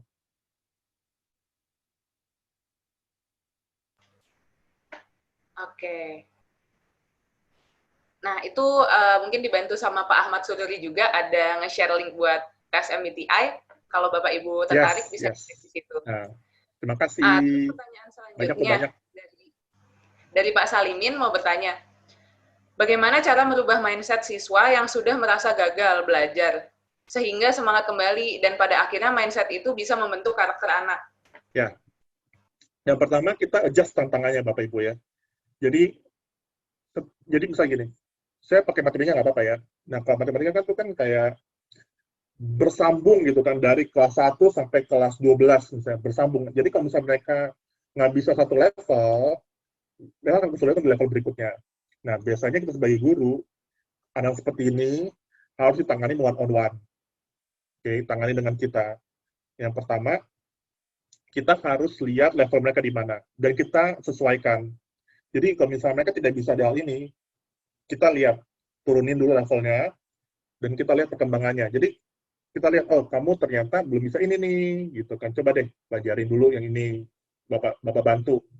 Nah, anak seperti ini, Bapak Ibu, adalah hal yang sulit. Karena apa? Kalau sudah nggak ada motivasi belajar, sudah susah. Kalau anak nggak bisa, tapi masih ada motivasi, itu maka masih bisa belajar, gitu kan. Atau anak yang bisa, tapi nggak ada motivasi, biasanya kalau belajar tuh, kalau di kelas itu kayak udah gitu, tapi kalau bisa belajar tuh bagus. Itu anak seperti itu udahlah ya kan. Nah, tadi yang Bapak Ibu bilang, gimana kalau nggak ada motivasi? Nah, anak seperti ini dipetakan, dihandle satu-satu. Udah nggak bicara lain. Kenali apa mereka, cari tahu. Saya pernah handle Bapak Ibu, anak yang nggak ada punya motivasi belajar di kelas. Saya interview bukan kayak interview gitu, ya kamu gimana? Enggak, saya bangun hubungan dengan mereka lah. Cari tahu mereka sukanya apa, sampai saya dapat trustnya mereka, di mereka cerita. Anaknya cerita, saya dulu pernah dibandingin sama guru saya. Sejak saat itu saya nggak mau belajar. Nah, itu kan udah ketemu tuh akarnya, penyebabnya. Makanya dia berarti nggak suka dibanding-bandingin. Makanya jadi tinggal lihat progres kamu gimana. Jadi kalau misalnya semakin jelas progresnya, anak-anak akan tidak lagi membandingin dengan orang lain. Dia akan bandingin dengan progres yang dia sebelumnya. Jadi tadi Bapak Ibu ya, kalau nggak motivasi, nggak ada cara lain Bapak Ibu. Harus dihandle. Jadi kalau misalnya kita bagi rapot, kemarin saya bagi rapot di Bapak Ibu. Saya langsung tuh, anak-anak yang saya yang sudah terpetakan, nggak ada motivasi, saya langsung minta mereka untuk ada sisi belajar dengan saya.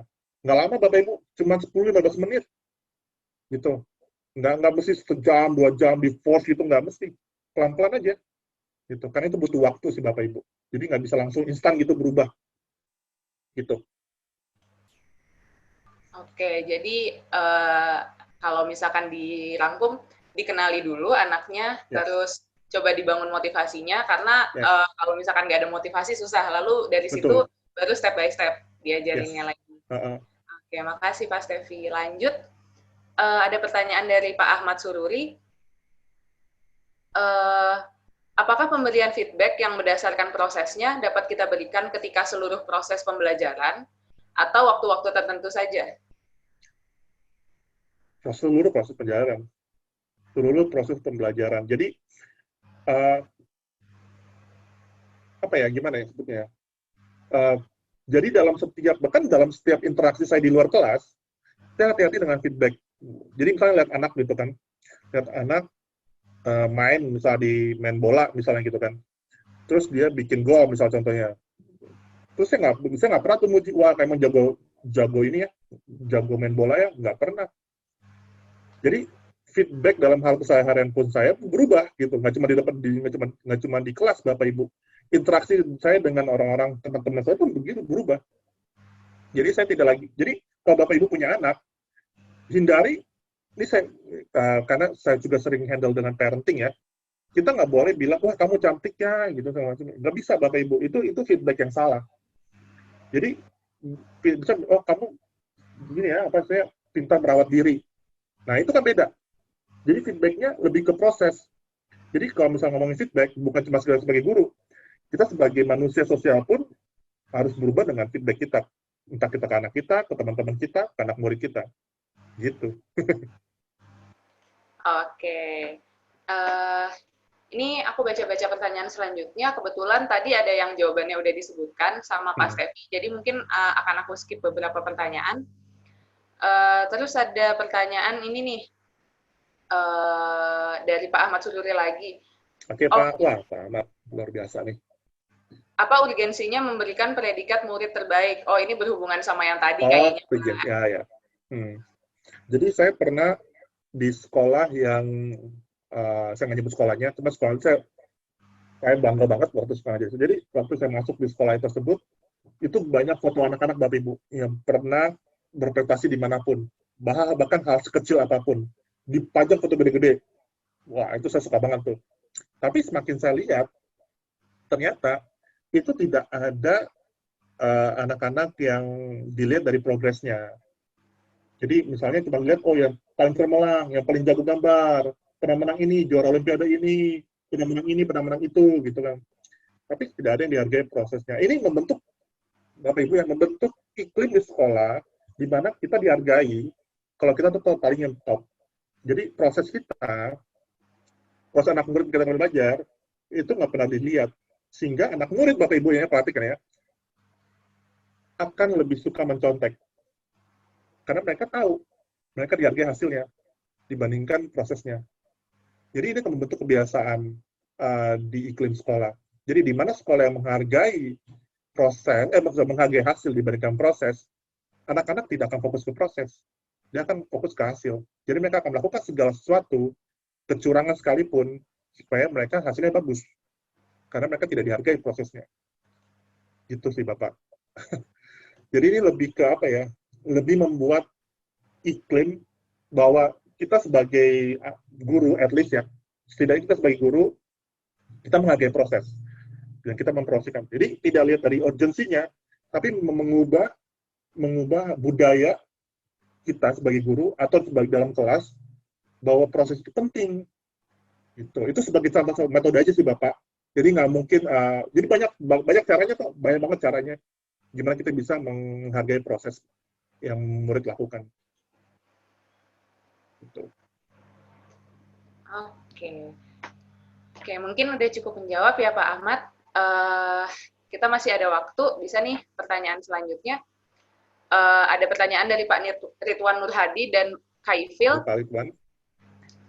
Bagaimana caranya merubah mindset bahwa matematika itu mudah? Terus yang kedua agak mirip-mirip, bagaimana membuat siswa suka coding? Karena pertama masuk ke jurusan itu mereka terpaksa.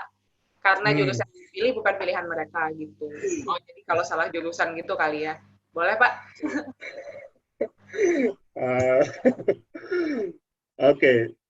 Saya akan share nggak apa ya. Saya akan pamer dikit nggak apa ya.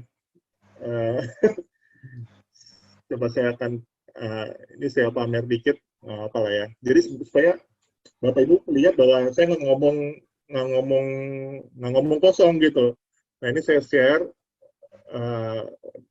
anak murid saya belajar matematika. Ini Bapak Ibu dalam bahasa Inggris. Nah ini dari sekolah saya yang sebelumnya, sekolah ibunya Deborah dan ibu. Nah ini saya dapat ini banyak Bapak Ibu. Nah ini kebanyakan Bapak Ibu ada anak murid saya yang benci matematika. Nah, kan benci banget matematika. Jadi mereka itu kalau udah diajarin, udah nggak bakal dengerin saya. Oke. Nah, ini komen terakhir mereka. Banyak yang bilang bahwa terima kasih kepada saya dan bilang ternyata matematika itu menyenangkan ya. Ini anak yang susah lulus KKM Bapak itu. Gitu kan. Nah, tuh banyak kata-kata fun. I hate math, but math become pretty fun. Nah, kenapa Bapak Ibu bisa begini? Karena saya pelajarin tentang influence. Jadi gini, kalau sudah SMP SMA beda dengan SD. Kalau SD mereka melihat kita sebagai otoritas, sebagai orang paling penting. Kita harus dengar mereka dan kita harus taat sama guru. Tapi kalau misal sudah masuk SMP SMA, guru itu sudah mulai kehilangan pengaruhnya. Yang penting itu adalah murid. Nah, kita sebagai guru harus mainkan peran Bapak Ibu. Jadi karena kita sebagai guru otoritas itu kan saya harus, tapi karena saya sebagai teman. Jadi saya harus tahu kesukaan mereka. Saya harus hafalin itu namanya itu anggotanya BTS atau Korea. Saya nggak suka. Cuma saya demi untuk membangun hubungan dengan mereka, saya harus tahu tentang dunia mereka. Saya nggak suka main game, tapi saya tahu main game untuk dengan anak yang cowok. Kok begitu Kak? Kok begitu Pak? Gini, Bapak Ibu, kalau kita tidak dapat trust-nya anak murid, pelajaran yang fun pun akan apa ya? Akan menyeramkan. Walaupun jalan gampang gitu. Oh, cuman olahraga, sorry, walaupun cuma hal yang mudah gitu, yang fun. Tapi kalau kita nggak ada trust dari anak murid, itu akan menyeramkan. Jadi kalau misalnya kita punya trust, kita dapat trust mereka bahwa saya di sini untuk membantu kamu loh, untuk bisa belajar matematika, bukan untuk sekedar menghakimi kamu, untuk bisa ngetes kamu, bisa bisa marah-marahin kamu, enggak. Yang pertama saya dapat trustnya mereka. Nah, kalau sudah dapat trustnya mereka, apapun yang kita lakukan aktivitasnya akan menyenangkan. Saya kasih tantangan sekalipun ke mereka yang susah, mereka percaya bahwa orang ini, guru ini, untuk membantu saya, untuk bukan malah menghancurkan saya.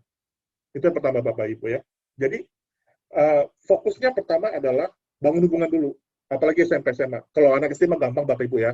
Udah, misalnya bukannya saya menyepelekan, tapi kalau misalnya anak SD dia akan lebih lihat ke kita. Tapi kalau misalnya anak murid yang SMA atau SME, itu kita pertama itu. Terus yang kedua, strategi pembelajarannya diperbanyak. Jadi lebih banyak learning baik mereka dengan peer. Terus yang kedua, berikutnya Bapak Ibu bisa belajar tentang diferensiasi learning. Jadi learning yang berbeda, entah level difficulties-nya dan sebagainya. Terus hands-on learning juga diperbanyak. Lebih banyak-banyak kasus. Terus evaluasi diperbanyak Bapak Ibu, nggak cuma sekedar soal. Jadi ini saya bisa panjang banget ini. Jadi saya kasih beberapa aja ya. Penilaian juga bisa lebih beragam. Jadi nggak cuma soal-soal, dikasih soal, tapi bisa kayak kerja kelompok, bisa dinilai juga. Misalnya bikin project matematika bisa juga gitu kan. Gimana cara faktorisasi dengan bikin hal yang kreatif tentang faktorisasi. Pakai cara kalian, kasih nama gimana. Nah, itu juga bisa untuk anak SMP dan SMA.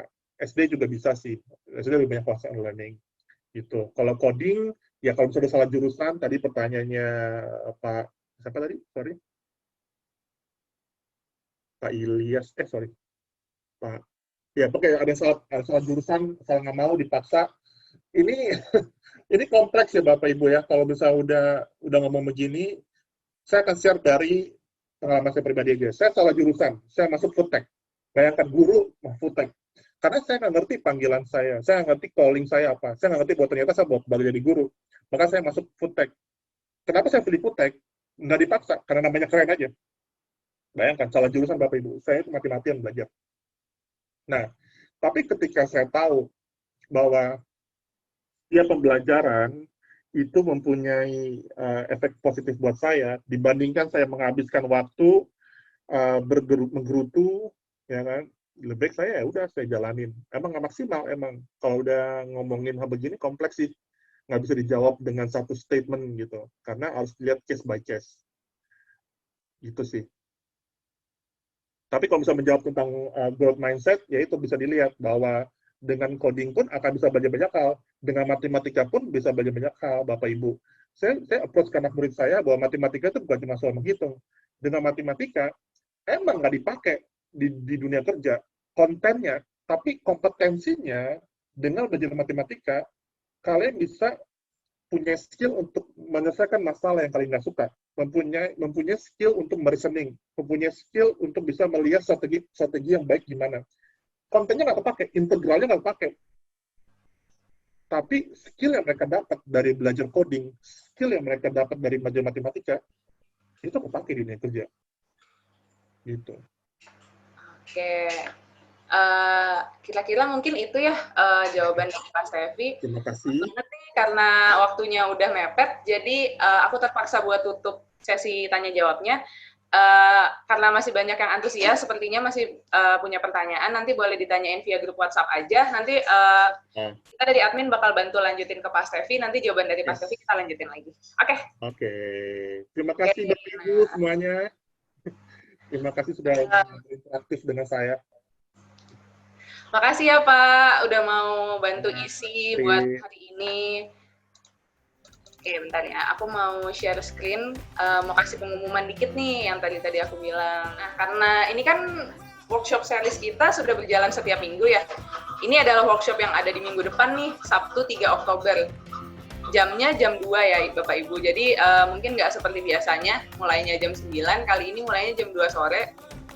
Ini tuh tentang hack produktivitasmu, menjadi pengajar yang efektif dan efisien di dunia digital. Jadi kita bakal diajarin tentang tools buat membantu kita ngatur produktivitas kita nih, karena kalau guru-guru sekarang kan kalau mengajar online, kita nggak harus produktif dalam hal mengajar, tapi juga mengatur diri kita gitu. Nah, kebetulan emang ada tools digital yang bisa bantuin Bapak Ibu sekalian nih. Yayasan Generasi Maju Berkarya udah ada di Facebook. Buat Bapak Ibu yang aktif di Facebook, bisa follow atau like di page kita. Di sini nanti ada banyak informasi soal event-event yang akan datang, sama ada nih kayak gini nih, link-link pelajaran-pelajaran, learning tips gitu. Kalau misalkan mungkin Bapak Ibu kepo, mungkin kayak tadi nih ada yang mau belajar coding di mana. Nah, itu kita suka ngumpulin resource-nya dan kita share lewat grup Facebook ini. Oke, udah selesai. Terima kasih sekali lagi buat Bapak Ibu yang sudah meluangkan waktunya buat hadir. Terima kasih juga buat Pak Stevi yang udah meluangkan waktunya buat sharing. Materinya keren banget dan presentasinya sampai ada banyak yang terinspirasi kan.